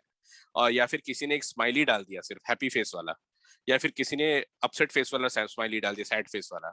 तो इस तरह की चीजों को समझ के एनालाइज करना कि कैसे आपको आगे बढ़ना है, कैसे क्या करना है, तो this is called a sentiment analysis. ये एक बहुत इंपॉर्टेंट क्वेश्चन होता है जो कि मशीन लर्निंग के इंटरव्यूज के लिए पूछा जाता है। काफी इंपॉर्टेंट टॉपिक है ये। तो सर मैं आगे बढ़ता हूँ, अभी तक किसी का कोई क्वेश्चन कुछ भी? Guys, if you have any questions, you can always ask. You can stop him and ask him. तो आई थिंक अभी क्या हुआ है अर्गा जी कि हाँ हम लोगों ने काफी सॉफ्टवेयर स्पेसिफिक टेक्नोलॉजी बम्बार्ड से बम्बार्ड कर दिया है, तो है ना दर्शकों को पूरा मतलब समझ में नहीं आया होगा। तो एनीवे इनको आइडिया मतलब दर्शकों को आइडिया तो लगा होगा कि किस तरह का मतलब उनको काम करना है हाँ और किस तरह के क्वेश्चंस आते हैं। और इसमें ये चीज है कि जो हम अपने कोर्सेज में करते हैं उससे हाँ बहुत ज्यादा चीज जो है दर्शकों को या मतलब जो लर्नर्स हैं यहाँ पे उनको अपने मन से सीखनी पड़ेगी। बहुत सारे सॉफ्टवेयर टूल जो आपने मेंशन किए हैं, बिल्कुल बहुत सारे सॉफ्टवेयर टूल जो आपने मेंशन किए हैं यहाँ पे, उनमें से बहुत सारे सॉफ्टवेयर जैसे आपने सीखा तो अपने लर्नर्स को भी मतलब अपने आप सीखने होंगे। आपको बिल्कुल एडवांटेज सर। ये था कि आप कंप्यूटर साइंस बैकग्राउंड के हैं हाँ और बाकी हमारे दर्शक में अधिकतर लोग जो है वो कोर ब्रांचेस के हैं। हाँ, तो मैं तो वो भी इनको उनको गाइड ज्यादा मेहनत करता हूँ कि करके जो है कैसे वो कैसे। सीखना पड़ेगा। हाँ, मैं वो भी उनको स्टेप बाय स्टेप बता देता हूँ लास्ट में। मतलब ये हाँ सारा मैं आपको इसलिए बता रहा हूँ ताकि आपको एक आइडिया लगे कि इंटरव्यूज में किस तरह की चीजें पूछते हैं, क्या होता है, कैसे प्रिपरेशन करना है, वो मैं आपको एंड में बताऊंगा सारी चीजें। इवन की कुछ क्वेश्चंस भी हैं जो मैंने डाले हुए हैं आप लोगों के लिए, तो वो सब मैं आगे बढ़ता हूँ तो आपको और क्लैरिटी मिलेगा इस पे। और तो इसमें ऐसा है ना कि सारे क्वेश्चन जो अर्घा जी अभी बता रहे हैं वो जरूरी नहीं है कि फ्रेशर्स को ही पूछे जाए। हो सकता है आपको 1 या 2 साल के एक्सपीरियंस के बाद ये चीज एक्सपेक्टेड हो आपसे। हाँ, राइट। राइट, बिल्कुल तो ये सारे के सारे क्वेश्चन से आपको डरने की जरूरत नहीं है, पर आपको ये चीज समझ के रखना पड़ेगी कि जितना आपको क्लासरूम में पढ़ाया जा रहा है उससे बहुत ज्यादा आपको अपने आप सीखना है। और अर्घा जी ने बिल्कुल। जैसे टूल्स का नाम बताया आपको, जैसे गिटहब है या फिर हैकर रैंक है या कोड चेफ है, तो यहाँ जा जाके आपको अपने खुद से प्रैक्टिस करनी पड़ेगी। ये आपको हाँ आपका हाथ पकड़ के मतलब कोई करवा नहीं सकते। जैसे बोलते हैं ना कि घोड़े को हम नदी नदी के पास ले जा सकते हैं पर उसको पानी नहीं पिला सकते। तो हमें टूल्स के नाम आपको बता दिए, गिटहब और हैकर रैंक है, कोड चेफ है। तो यहाँ पे कोई हैकर रैंक और कोड चेफ ऐसा टूल है जहाँ आप जाके प्रैक्टिस कर सकते हैं। कागल है ऐसा टूल है जहाँ आप मशीन लर्निंग प्रैक्टिस कर सकते हैं। तो ये सब आपको अपने इनिशिएटिव लेके करना पड़ेगा। ये इंपॉर्टेंट चीजें हैं। तो आप बिल्कुल अपने से जो हम जो क्लासरूम में सिखाएंगे वो सिर्फ 10 या 20% होगा, जो अपने से आप करेंगे वो 80% होगा। ये चीज यहाँ पे बहुत ध्यान रखने की। ठीक है ना बिल्कुल सर। अर्घा? बिल्कुल चलो। एकदम सही कहा आपने। तो मैं बहुत डिटेल में इसमें नहीं जाता हूँ, ये बेसिकली मेरा अपग्रेड का जर्नी है। तो यहाँ पे मैंने जब पढ़ाई स्टार्ट किया था तो टॉपिक्स मैंने मेंशन किया है जो कि एक सिलेबस में रहता है। एंड यहाँ पे अपग्रेड के थ्रू मेरे को फैसिलिटीज ये मिला कि उन्होंने मेरे को रिज्यूमे बिल्डिंग में भी हेल्प किया। फिर प्लेसमेंट में बैठने के लिए क्या क्या चीज चाहिए, वहां पे मेंटर सपोर्ट असाइन हुआ था, एक सेपरेट मेंटर थे जो बताते थे कि कैसे पढ़ना है, क्या पढ़ना है एंड ऑल। एंड अभी एज शैलेंद्र सर ने मेंशन किया तो मैं अभी अपग्रेड के तीन चीजों में हूँ। फर्स्ट इज एलुमनाई कनेक्ट, मतलब जो भी नए लर्नर्स आते हैं उनको कोर्स के बारे में बताना कि कोर्स का क्या लेवल है, किस तरह से चीजें होती है। दूसरा है कि जैसे कि इंटरव्यू राउंड्स होते हैं कंपनी में, तो मैं उनके लिए सेशन लेता हूँ कि अगर सपोज कि कोई डेटा साइंस का इंटरव्यू दे रहा है या कोई एआई इंजीनियर का इंटरव्यू दे रहा है तो उसके लिए क्या क्या चीज इंपॉर्टेंट है, ये सारी चीजें प्रिपेयर करवाने के लिए मैं इसमें अभी काम करता हूँ। एक और उनका चीज है बीटा टेस्टिंग। तो मतलब जो उनके नए प्रोडक्ट्स आते हैं या वो जो खुद कुछ चेंजेस करते हैं अपने वेबसाइट में, तो वो कैसे परफॉर्म कर रहा है उसका फीडबैक देना कि अच्छा चल रहा है, बुरा चल रहा है, कुछ भी है। तो ये सारे छोटे छोटे एस्पेक्ट्स हैं जिसमें आप मतलब मैं करता हूँ क्योंकि मेरे को अच्छा लगता है, लाइक टेक्निकलिटीज में मेरे को मजा आता है। तो ये है। अभी मैं मास्टर्स कर रहा हूँ अपना मशीन लर्निंग एंड एआई पे from Liverpool John Moores university UK. तो ये कुछ इंपॉर्टेंट टॉपिक्स हैं। सर मैं एक्सपेक्ट कर रहा हूँ कि यहाँ पे कुछ ऑडियंस ऐसे होंगे जो data science and ML and AI के इंटरव्यू के लिए भी टारगेट कर रहे होंगे। तो मैं उनके लिए ये यहाँ पे थोड़ा सा पॉइंटर्स नोट करके रखा हूँ जो कि इंपॉर्टेंट श्योर है। श्योर होगा श्योर। है ना? तो डेटा साइंस के अगर आप इंटरव्यू दे रहे हो, data science as in data scientist as a fresher, मैं एक्सपीरियंस लोगों के लिए नहीं बोल रहा, मैं एज अ फ्रेशर बोल रहा हूँ कि अगर आप फ्रेशर के लिए दे रहे हो तो आप मेरा पहला लाइन देखो, यहाँ पे सबसे इंपॉर्टेंट कॉन्सेप्ट है स्टैटिस्टिक्स। बहुत बहुत इंपॉर्टेंट कॉन्सेप्ट्स है। मतलब आपको समझना पड़ेगा कि स्टैटिस्टिक्स में क्या हो रहा है, एक्चुअली में हम लोग क्या काम कर रहे हैं, क्यों कर रहे हैं। ईडीए, सब लोग बोलते हैं कि ठीक है ईडीए है कि आपको जो डेटा है उसको प्रोसेस करना है। तो आप अगर नॉर्मली कोई डेटा उठाओगे तो उसमें क्या है कि अगर आपका ईडीए में मान लो कि कॉलम में ब्लैंक है तो आप उसको हटा दोगे। बट आप रियल वर्ल्ड में ऐसा नहीं कर सकते। आपके पास जो प्रोडक्शन में, मतलब आप जब कंपनी में काम करते हो तो वहां पे आपको जो डेटा मिलता है वो ऐसा मिलता है कि उसमें हो सकता है कि एक एक अल्फाबेट हो, लेकिन उस अल्फाबेट का ही कुछ और मीनिंग हो, कुछ भी हो सकता है। तो आप डायरेक्टली इग्नोर नहीं कर सकते, तो इसीलिए ईडीए समझना बहुत इंपॉर्टेंट है। एंड दूसरा चीज है डेटा विजुअलाइजेशन, कि आप जो कर रहे हो डेटा को, वो फाइनली आप अगर ग्राफ बना रहे हो या कुछ भी बना रहे हो तो क्यों बना रहे हो और उसके वजह से दूसरे चीज का इम्पैक्ट क्या है। जैसे कि फॉर एन एग्जांपल, अगर सपोज आईफोन 13 आता है इस साल, तो आईफोन 13 जब लॉन्च होता है उसका प्राइस अगर इतना होता है, तो उसके वजह से आईफोन 12 या आईफोन 11 का प्राइस कितना होना चाहिए और उसके वजह से मार्केट कितना परचेज करेगा। तो ये हो गया एक सिचुएशन। अब इसको आपको विजुअलाइज करना पड़ेगा कि ठीक है, अगर मैं आईफोन 13 का प्राइस बहुत ऊपर रख दिया तो जाहिर सी बात है वो कोई खरीदेगा नहीं, सब 11 और 12 खरीदेंगे। तो ऐसा प्राइस होना चाहिए विजुअलाइज करके कि ठीक है ये मेरा कॉम्पिटिटिव भी हो प्राइस, एंड बाकी कंफर्ट लेवल पे भी रहे, एंड बाकी सारी चीजों को कंपेयर कर सकते हैं। तो इसके बाद आता है मशीन लर्निंग के जो बेसिक कॉन्सेप्ट्स है उस पे। तो उसमें से कुछ कुछ इंपॉर्टेंट टॉपिक्स है, जैसे कि रैंडम फॉरेस्ट, एक्सजी बूस्ट और रिग्रेशन। रिग्रेशन मतलब लीनियर लॉजिस्टिक सारे। तो रैंडम फॉरेस्ट में एक बहुत इंपॉर्टेंट क्वेश्चन होता है जो लोग पूछते हैं कि जैसे कि मान लो कि एक सिचुएशन मेरे को दिया गया था एंड उन मेरे को बोला कि आप इसको कैसे सॉल्व करोगे। तो मैंने उनको बोला कि सर मैं रैंडम फॉरेस्ट यूज करके सॉल्व करूंगा। तो फिर मेरे को उन्होंने दो फॉलोअप क्वेश्चन पूछे उसके साथ। मेरे को बोले कि ठीक है तुमने बोला रैंडम फॉरेस्ट, अब रैंडम फॉरेस्ट होता क्या है मेरे को ये समझाओ, एकदम बेसिक लेवल पे समझाओ कि रैंडम फॉरेस्ट करता क्या है। तो मैंने उनको समझाया। फिर उन्होंने मेरे को बोला कि अगर आप इसको रैंडम फॉरेस्ट के साथ सॉल्व नहीं करते और कोई और एल्गोरिदम लगाते हो तो आपका जो रिजल्ट है वो क्या बनेगा जाके, and क्यों बनेगा, लाइक आप रैंडम फॉरेस्ट ही क्यों यूज करोगे। तो इन शॉर्ट बोलने का ये मतलब है कि आप जो भी एल्गोरिदम यूज करो, आपको ये पता होना चाहिए कि आप उस एल्गोरिदम को क्यों यूज कर रहे हो और उसका सोल्यूशन में क्या निकलेगा। कोई भी चीज हो, अगर आप पाइथन में दो नंबर को ऐड भी कर रहे हो तो आपको ये पता होना चाहिए कि मेरे को दो नंबर को ऐड करके 2+3=5 आना चाहिए, 5 का जगह 6 नहीं आना चाहिए। तो आप कुछ भी करो, आपको बस क्लियर होना चाहिए कि आप क्यों कर रहे हो और उसका इम्पैक्ट क्या है। और डेटा साइंस के लिए मोस्टली ये इंपॉर्टेंट है। अब आते हैं कि जो एमएल और एआई के इंजीनियरिंग के लिए प्रिपेयर करते हैं तो उसके लिए ये सारी चीज तो है ही। इसके साथ साथ एनएलपी के कुछ कॉन्सेप्ट्स है जो कि काफी कॉमन होते हैं, जैसे कि एलएसटीएम और बर्ट, ये दोनों ट्रांसफॉर्मर्स है। और इसमें क्या डिफरेंसेस है, ये कैसे काम करता है, इनका आर्किटेक्चर कैसा है। फिर डीप लर्निंग जो कॉन्सेप्ट्स है जो कि और एडवांस लेवल पे पढ़ते हैं, मान लो कि आप लोग भी जब डेटा डीप लर्निंग पे पहुंचोगे तो वहां पे आप लोग को फ्रेमवर्क्स मिलेगा, टेंसर फ्लो, पाइटॉर्च और केरास, ये तीन बहुत इंपॉर्टेंट फ्रेमवर्क है। आपको तीनों जानने की जरूरत नहीं है। कोई एक के बारे में भी अगर पता हो कि क्या क्या है, आप अगर पूछोगे कि क्या है, अगर आप मान लो कि आज आपको कुछ नहीं पता है तो मैं आपको एक और चीज दिखाता हूँ। आप सीधा यूट्यूब पे जाओ, ठीक है, यहाँ पे आप सर्च करो टेंसर फ्लो इन 10 मिनट्स ऐसे करके कुछ, ठीक है, मैं ऐसे ही पढ़ता हूँ इंटरव्यू के लिए। तो यहाँ पे आप जाओगे ना तो आप देखो आपको बहुत सारे वीडियोस मिलेंगे, 10 मिनट, 12 मिनट, 11 मिनट के वीडियोस। अब इस वीडियो को खोलो, आपको समझ में आ जाएगा कि टेंसर फ्लो में बेसिक क्या हो रहा है, लाइक एंड टू एंड नहीं तो भी आपको एक आइडिया लग जाएगा। तो ये इसलिए बोल रहा हूँ क्योंकि आप इंटरव्यू में जाके बैठ के आप टेंसरफ्लो का फ्रेमवर्क नहीं पढ़ सकते, वो पॉसिबल ही नहीं है, बहुत बड़ा फ्रेमवर्क है। तो कभी भी अगर आप इंटरव्यू दे रहे हो तो आप क्या करो, हमेशा ना ऐसा ऐसा वीडियोस खोजना जो कि 5 मिनट 10 मिनट का है। जैसे कि एनएलपी का भी अगर आपको मैं दिखाता हूँ तो आप सिर्फ एनएलपी लिखोगे ना, एनएलपी इन 10 मिनट्स 5 मिनट्स, तो आपको ऐसे एनएलपी का भी एक वीडियो मिलेगा 10 मिनट का। तो ऐसे हर टॉपिक के वीडियोस मिलते हैं, पाइथन का भी मिलेगा। तो वो आप प्रिपेयर कर सकते हो, उससे आपको काफी हेल्प मिलेगा किसी भी तरह के रिविजन के लिए। एंड फिर बाकी कुछ इंपॉर्टेंट और टॉपिक्स है जो कि हम माइक्रो सर्विसेज, डॉकर, ये हर जगह नहीं पूछा जाता है बट इट्स लाइक कि अगर आपको आता है फ्यूचर के लिए, like as a senior developer जो कि 1 साल 2 साल काम कर चुके हैं एज अ डेवलपर, एंड फिर वो लोग आगे बढ़ना चाहते हैं तो उनके लिए ये सारी चीजें थोड़े से इंपॉर्टेंट है जो मैंने लास्ट में मेंशन किया। Micro services, Docker, training and deployment using of machine learning models using cloud जैसे कि एडब्ल्यूएस, जीसीपी, आज्योर, और फिर बाकी चीजें। तो ये मैं फिर से बोल रहा हूँ कि ये लास्ट के जो 4 पॉइंट्स है ये उनके लिए स्पेसिफिकली है जो लोग 1 साल 2 साल ऑलरेडी काम कर चुके हैं इन डेवलपमेंट और आगे बढ़ रहे हैं, उनके ये एक्सपेक्टेशन है। कोई फ्रेशर है उनको ये एक्सपेक्ट नहीं किया जाएगा कि उनको ये सब पता हो। और मैंने बाकी लोगोज भी डाले हैं, तो आप लोग ये जाके देख सकते हो। आप सिर्फ गूगल पे ये नाम सर्च करो, हगिंग फेस या केरास या फिर ये सब जो भी मैंने लिखा है यहाँ पे, आपको समझ में आ जाएगा कि क्या हो रहा है, एक आइडिया लगेगा। तो इसके बाद आते हैं कुछ इंपॉर्टेंट क्वेश्चंस पे जो कि इंटरव्यू में पूछे जाते हैं। And this questions are some of the questions, ये सारे क्वेश्चंस नहीं है।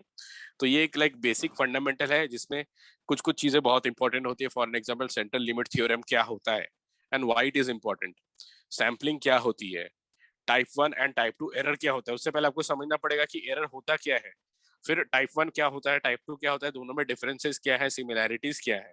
वो एकदम क्लासिकल एमएल का पार्ट है ये।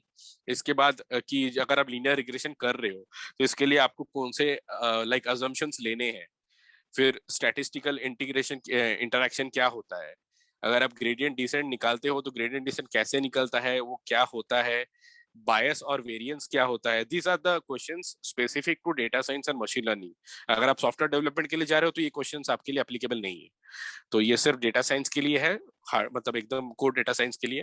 क्योंकि होता क्या है ना कि हम लोग बायस निकालते हैं, वेरिएंस निकालते हैं, बट हमें पता ही नहीं कि बायस क्या है, एरर वेरिएंस क्या है, उसका ग्राफ में क्या होता है। तो ये थोड़ा समझना है। और फिर कोवेरिएंस एंड कोरिलेशन का डिफरेंस क्या होता है, फिर मैट्रिक्स एंड डिटर्मिनेंट क्या होता है, कंफ्यूजन मैट्रिक्स क्या होता है, कंफ्यूजन मैट्रिक्स कैसे काम करता है इंडस्ट्री में। एक और एग्जांपल है, जैसे कि मेरे को एक इंटरव्यू में पूछा गया था कि false positive and true positive का डिफरेंस क्या है, और false positive and false negative का डिफरेंस क्या है। एंड आप एक इंडस्ट्री लेवल एग्जांपल दो, या तो आपको एक ऐसे क्वेश्चन आ सकता है कि आप एक एग्जांपल दे के समझाओ, या तो मान लो कि आपको ऐसे बोल सकता है कि सपोज कि आप उनको आपको एक सिनेरियो दे दिया गया कि अगर एक क्रिमिनल है और वो बंदे ने एक्चुअली कोई क्राइम किया है and we are like proceeding him for the justice, तो उस केस में वो किस कैटेगरी में आएगा, फॉल्स पॉजिटिव में आएगा, फॉल्स नेगेटिव में आएगा, ट्रू पॉजिटिव में आएगा, ट्रू नेगेटिव में आएगा। एंड उसके बाद क्या होता है वो पूरा सिनेरियो, तो उसके लिए आपको दो चीज समझना जरूरी है। फर्स्ट इज कंफ्यूजन मैट्रिक्स क्या होता है, कैसे काम करती है, एंड उसके बाद उसके सारे टर्म्स, मतलब एकदम कोर पे घुस जाओ, जो भी एकदम बेसिक लेवल है उस पर चले जाओ, उस पर समझो कि क्या होता है क्या नहीं होता है। तो आपको क्या होगा ना कि उससे कंफ्यूजन नहीं आएगा, क्योंकि कंफ्यूजन तब आता है, आधे लोगों को कंफ्यूजन फॉल्स पॉजिटिव या ट्रू पॉजिटिव इसमें तब आता है जब लोगों को पता नहीं है कि फॉल्स पॉजिटिव चीज होता क्या है। मतलब टर्म्स में पता है, लेकिन अगर सपोज कि फॉर एन एग्जांपल मैं अगर ऐसे बोलूं कि एक बंदा है, like there is a guy who has certain kind of habits, तो अब वो हैबिट जो है it can be a positive और अ नेगेटिव हैबिट, तो वो आपको एनालाइज करना पड़ेगा। जैसे कि अगर मैं मेडिकल टर्म्स में बोलूं तो मेडिकल टर्म्स में होता है कि बहुत लोगों को स्मोकिंग का हैबिट होता है, राइट। तो अगर स्मोक वो बंदा करता है और उसको फाइनली जाके कैंसर होता है, तो स्मोकिंग दो तरह से हो सकता है, इधर वो अभी कर रहा है या तो वो पहले करके छोड़ चुका है। तो अगर वो पहले करके छोड़ चुका है तो हमारा क्या होगा, will it be a false positive और अ फॉल्स नेगेटिव। अगर वो अभी कर रहा है स्मोकिंग तो ये क्या है, फॉल्स पॉजिटिव है या फॉल्स नेगेटिव है। तो इस तरह से समझना चीजों को, रियल रियल टाइम एग्जांपल लेके। तो ये है। इसके बाद जो रिसोर्सेज मैंने आपको बोला है, मैंने सारे रिसोर्सेज यहाँ पे डाल दिए, ऑलमोस्ट सारे रिसोर्सेज है। तो कैगल मैंने आपको बताया, एक और साइट है टूवर्ड्स डेटा साइंस, मैं ये भी आपको शो कर देता हूँ। तो यहाँ पे अगर आप जाते हो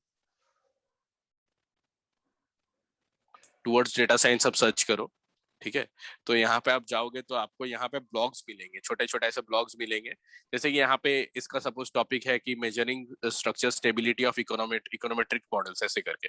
तो ऐसे करके आपको हर तरह के मिलेंगे यहाँ पे। यहाँ पे आप जाओ, आप ऐसे पढ़ो, थोड़ा सा पढ़ो, आपको पता चलेगा कि क्या हो रहा है, कैसे काम हो रहा है। ये लोग थोड़ा थोड़ा एक्सप्लेन करते हैं इस तरह से। और इवन की आपको इंपॉर्टेंट चीज भी रहेगा, कोड भी रहता है यहाँ पे कि आपको कैसे आगे बढ़ना है, यहाँ पे सारी चीजें रहते हैं। तो ये बहुत अच्छा साइट है। दूसरा साइट है आपका एनालिटिक्स विद्या। तो एनालिटिक्स विद्या में क्या है, आपको क्वेश्चंस मिलेंगे।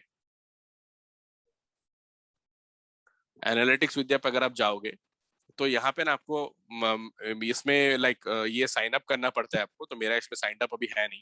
अगर आप जाओगे तो यहाँ पे आपको ऑप्शंस मिलेंगे, आप ब्लॉग्स खोज सकते हो, आप कॉन्टेस्ट में पार्टिसिपेट कर सकते हो। आपको अगर आप फॉर कम्युनिटी देखोगे तो यहाँ पे ना आपको सारे क्वेश्चंस मिलेंगे कि किस तरह के क्वेश्चंस है। अगर आप मशीन लर्निंग का देख रहे हो या पाइथन का देख रहे हो, तो पाइथन से रिलेटेड कैसे क्वेश्चंस होते हैं, उसका आंसर्स क्या होता है, वो सारे चीज मिलेगा आपको प्रिपरेशन के लिए। आप कंपनी में जाओ तो यहाँ पे आपको इस तरह का मिलेगा कि मतलब ये थोड़ा एडवांस लेवल पे होता है कि आपको अगर डेटा साइंस के लिए और डेप्थ में जाना है, हैकाथॉन में होस्ट करना है, मान लो कि आप लोग टीम में होस्ट करना चाहते हो तो कैसे करना है। तो ये आप लोग के लिए उतना रिलेवेंट नहीं होगा, आप लोग कम्युनिटी पे रहना। यहाँ पे आप लोग जॉब के लिए भी देख सकते हो, ब्लॉग्स पढ़ो। और इसमें बेनिफिट ये होता है ना कि आपको इंटरव्यू में किस तरह के क्वेश्चंस पूछते हैं, ये काफी हेल्प करता है। लाइक आपको एक क्लैरिटी देता है कि अच्छा अगर मैं ये चीज पढ़ रहा हूँ तो यहाँ पे इस तरह के क्वेश्चंस आ सकते हैं। ये हो गया। इसके बाद there are certain things called as research paper. जैसे मैंने आपको भी पेपर्स विद कोड में दिखाया एक साइड, तो उसमें क्या होता है कि कोई भी टॉपिक रहता है तो उसमें आपको सारे चीजें एक साथ लिस्टेड होते हैं कि ऐसे ऐसे ऐसे ऐसे करना है इस तरह से। तो जैसे पेपर्स विद कोड है वैसे ही एक और साइट है गूगल स्कॉलर। आप गूगल स्कॉलर पे भी अगर आप जाओगे तो आप, जैसे कि मैं आपको दिखा देता हूँ यहाँ पे, गूगल स्कॉलर आप सर्च करो, ठीक है। तो आप गूगल स्कॉलर पे रिसर्च पेपर लिख सकते हो। तो इसमें क्या होता है कि आपको सारे मतलब डिटेल्स मिलेंगे। अगर आपको डिटेल में जाना है किसी भी चीज का, सब कि आपको कुछ भी सर्च करना है, मान लो कि मैं सर्च करता हूँ लीनियर रिग्रेशन,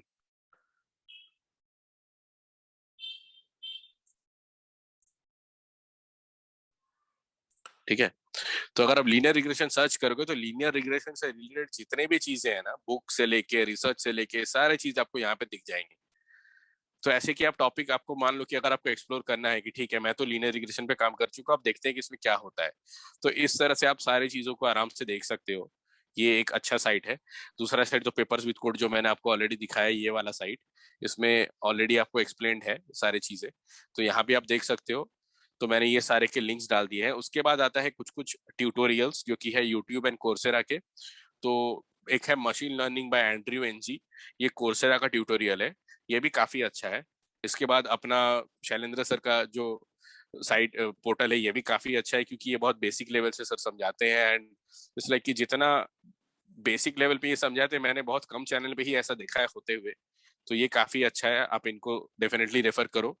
उसके बाद एक चैनल है 3 Blue 1 Brown। तो ये चैनल में क्या है ना कि अगर आप इस चैनल का प्लेलिस्ट देखोगे तो इस चैनल में एक सबसे खास बात ये है कि आपको, मैं दिखाता हूँ आपको, 3 Blue 1 Brown। 3 Blue 1 Brown में ना, अगर आपको ये समझना है, स्टैटिस्टिक्स वगैरह समझना है, तो यहाँ पे ना बहुत तरह के एनिमेटेड एग्जांपल्स दिए हुए हैं, ग्राफ्स वगैरह। आप ये सब वीडियोस देखोगे तो आपको पता चलेगा। इसके आप प्लेलिस्ट पे जाओ, प्लेलिस्ट पे जाके आप यहाँ पे देखो तो प्रोबेबिलिटी और ये सब चीज जो है ना, ये सब काफी ग्राफिकल तरीके से समझाया हुआ है। तो ये काफी इंटरेस्टिंग है। मतलब अगर आपको क्लैरिटी लेना है, मान लो कहीं से आप पढ़ चुके हो और आपको थोड़ा और क्लैरिटी चाहिए, तो उसके लिए आप यहाँ पे रेफर कर सकते हो 3 Blue 1 Brown। फिर उसके बाद अगला जो चैनल है क्रिश नायक। तो क्रिश नायक का भी टॉपिक वाइज होता है, मैं ये भी आपको दिखा देता हूँ। क्रिश नायक की अगर आप प्लेलिस्ट पे जाओगे तो यहाँ पे आपको अलग अलग तरीके के मिलेंगे। और यहाँ पे ये भी एक और चीज रहता है कि जॉब्स में जो भी अपडेट आता है कि मान लो कि हायरिंग चल रहा है, कुछ चल रहा है, तो वहां पे कैसे अप्लाई करना है वो चीज। तो इनके भी आप प्लेलिस्ट पे जाना। तो प्लेलिस्ट पे जाओगे तो आपको दिखेगा कि एसक्यूएल जो मैंने बताया उस तरह का है, काफी सारे प्लेलिस्ट है, तो आप रेफर कर सकते हो। ऐसे ही कुछ कुछ साइट्स और है, Simplilearn, Edureka, Gate Smashers, TVC new mind, TVC और एआई इंजीनियरिंग, टेलुस्को। हाँ, एक और चीज, अभी जिसको पाइथन सीखना है, बेसिक पाइथन सीखना है, अगर आपको पाइथन नहीं आती है तो आई वुड हाईली रिकमेंड कि आप इस चैनल पे जाओ, टेलुस्को वाले पे। टेलुस्को का ये चैनल है, यहाँ पे आप जाओ, ठीक है। यहाँ पे आप इनके प्लेलिस्ट पे जाओ तो यहाँ पे आपको एक पाइथन का प्लेलिस्ट मिलेगा जो कि 110-12 वीडियोस के आसपास है। एक सेकेंड। और इवन की गिट के लिए भी यहाँ पे इनका प्लेलिस्ट, ये भी काफी अच्छा है, आप गिट का भी देख सकते हो यहाँ से। पाइथन, हाँ ये देखो पाइथन ट्यूटोरियल्स है, ये वाला प्लेलिस्ट है 110 वीडियोस का, 5 7 10 मिनट के आसपास के वीडियोस होते हैं। एंड काफी अच्छा है, लाइक एकदम स्क्रैच लेवल से बताया रहता है। तो अगर आपको पाइथन सीखना है या रिवाइज करना है तो आप यहाँ पे जाके आप वीडियोस उठा के आप डायरेक्टली रिवाइज कर सकते हो, कोई स्पेसिफिक वीडियो अगर आपको रिवाइज करना है तो ये काफी अच्छा रहता है। और बाकी मैंने जो भी लिंक्स है ऑलमोस्ट मैंने सारे डाल दिए हैं। और बाकी जो भी आपको मैंने बोला आप एक बार नोट डाउन कर लो कि ये चैनल्स है, तो आपको ये भी रेफरेंस के लिए मिल जाएगा। तो आगे बढ़ते हैं। तो ये है मेरा डेली स्केड्यूल जो मैं हर दिन करता हूँ। लाइक मैंने इसलिए यहाँ पे, मतलब जो मेरा है मैंने वही डाला हुआ है, पेन मेरा हैंड रिटन है ये। मैं यूजुअली 6 से 7 बजे उठता हूँ, फिर उसके बाद नॉर्मल मेरा यही रूटीन है। मैं ब्रेकफास्ट बनाता हूँ, लंच करता हूँ, लंच के लिए प्रिपेयर करता हूँ, फिर 11 से 8 ऑलमोस्ट काम करता हूँ एंड 9 से 10 डिनर। और उसके बाद एक और चीज होता है कि मैं अभी रिसेंटली मैं जर्मन सीख रहा था, तो आइडियर मैं यहाँ पे जर्मन सीखता हूँ या तो फिर मेरा सुबह का क्लास रहता है। और जो पढ़ाई है मैं अपने मतलब मेरे स्केड्यूल में 2 घंटे का ट्राई करता हूँ हर दिन रखने का। अगर मान लो कि रात में टाइम मिलता है तो रात में 2 घंटे की पढ़ाई, और अगर रात में नहीं हो पाती है तो सुबह 2 घंटे की पढ़ाई। तो 1 या 2 घंटा हर दिन रखो, क्योंकि वीकेंड में अगर आप पूरा लेके बैठोगे ना कभी भी तो बहुत ज्यादा हो जाता है, फिर वो डिफिकल्ट हो जाता है कोप अप करने के लिए। तो आप लोग भी अगर अपना, और सबसे इम्पोर्टेंट 2 चीज मैं बोलूंगा लाइक आप लर्नर्स को, कि कभी भी ना दिमाग में ज्यादा चीज रखना मत। क्योंकि होता क्या, अगर आप सोचोगे कि मेरे को ये पढ़ना है ये करना है ऐसे करके ना, तो आपका दिमाग फालतू का ऑक्यूपाइड रहेगा। आपका जो भी छोटा से छोटा चीज है ना, राइट डाउन करो। एक पेपर उठाओ, लिख लो। कुछ नहीं, दीवार में पेपर चिपका दो, चार्ट पेपर चिपका दो, लिख दो पेपर पेन से कि मेरे को अभी इसको ईमेल भेजना है या ये कोड में प्रैक्टिस करनी है। छोटे से छोटे चीज आप लिख दो, सो दैट आपको क्या हो कि आपको फिर सोच के टाइम वेस्ट ना करना पड़े कि अच्छा मेरे को ये करना था। छोटा से छोटा चीज भी, अगर आपको सपोज खाना भी खाना है तो आप लिख दो कि मेरे को इतने बजे खाना खाना है। भले वो ना हो, लेकिन एटलीस्ट एक अप्रोच रह जाता है आपका कि ठीक है मेरे को इस टाइम पे खाना खाना है। तो उससे क्या होगा कि आप पहले तो प्लान कर पाओगे कि आपको जो भी दिन में है उसमें आपको क्या क्या काम करना है। क्योंकि जाहिर सी बात है कि अगर आप लोग स्टूडेंट्स हो तो आपके पास अलग अलग सब्जेक्ट्स एंड ऑल सब ये सब रहेंगे। अगर आप वर्किंग प्रोफेशनल्स हो तो आपके पास काम रहेगा, काम के साथ साथ और भी बहुत सारी चीजें रहेंगे, तो आपको पढ़ाई के लिए टाइम मैनेज करना पड़ेगा। एंड मैनेज नहीं कर पाओगे तो आपका चीज पाइलअप हो जाएगा। अगर आप सोचोगे कि मैं लीनियर रिग्रेशन आज पढ़ना है मेरे को, तो होगा ये कि आप 10 दिन तक वही सोचते रहोगे, वो हो नहीं पाएगा कभी भी। और 2 फंडामेंटल है, बोला जाता है कि अगर कोई ऐसा काम है जो कि आप 2 से 5 मिनट में कर सकते हो, इफ यू नो, कर दो, उसी टाइम कर लो, डोंट वेट। एंड अगर आपको ऐसा चीज है कि ये लगता है कि नहीं 2 से 5 मिनट में नहीं हो पाएगा, उससे ज्यादा टाइम लगेगा, तो राइट इट डाउन। ये मैं नहीं बोलता, बहुत सारे बुक्स में ये लिखा हुआ है। तो मैं ये प्रिंसिपल पे चलता हूँ, 2 मिनट में कोई काम हो सकता है, कर लो, उसी मोमेंट कर लो, उसको वेट मत करो कि मेरे को ईमेल एक भेजना था वो बहुत इंपॉर्टेंट था, ठीक है मैं बाद में भेज दूंगा। तो वो इंसान भूल जाता है, फिर बाद में 10 बार याद आएगा, आप काम करोगे कुछ याद आएगा कि अरे मेल भेजना है मेल भेजना है। तो ऐसा मत करना। तो ये मेरा डेली स्केड्यूल है। आई गेस आप लोग का भी सिमिलर ही होगा कुछ ना कुछ। एंड इसके बाद ये मेरे कुछ हॉबीज है। तो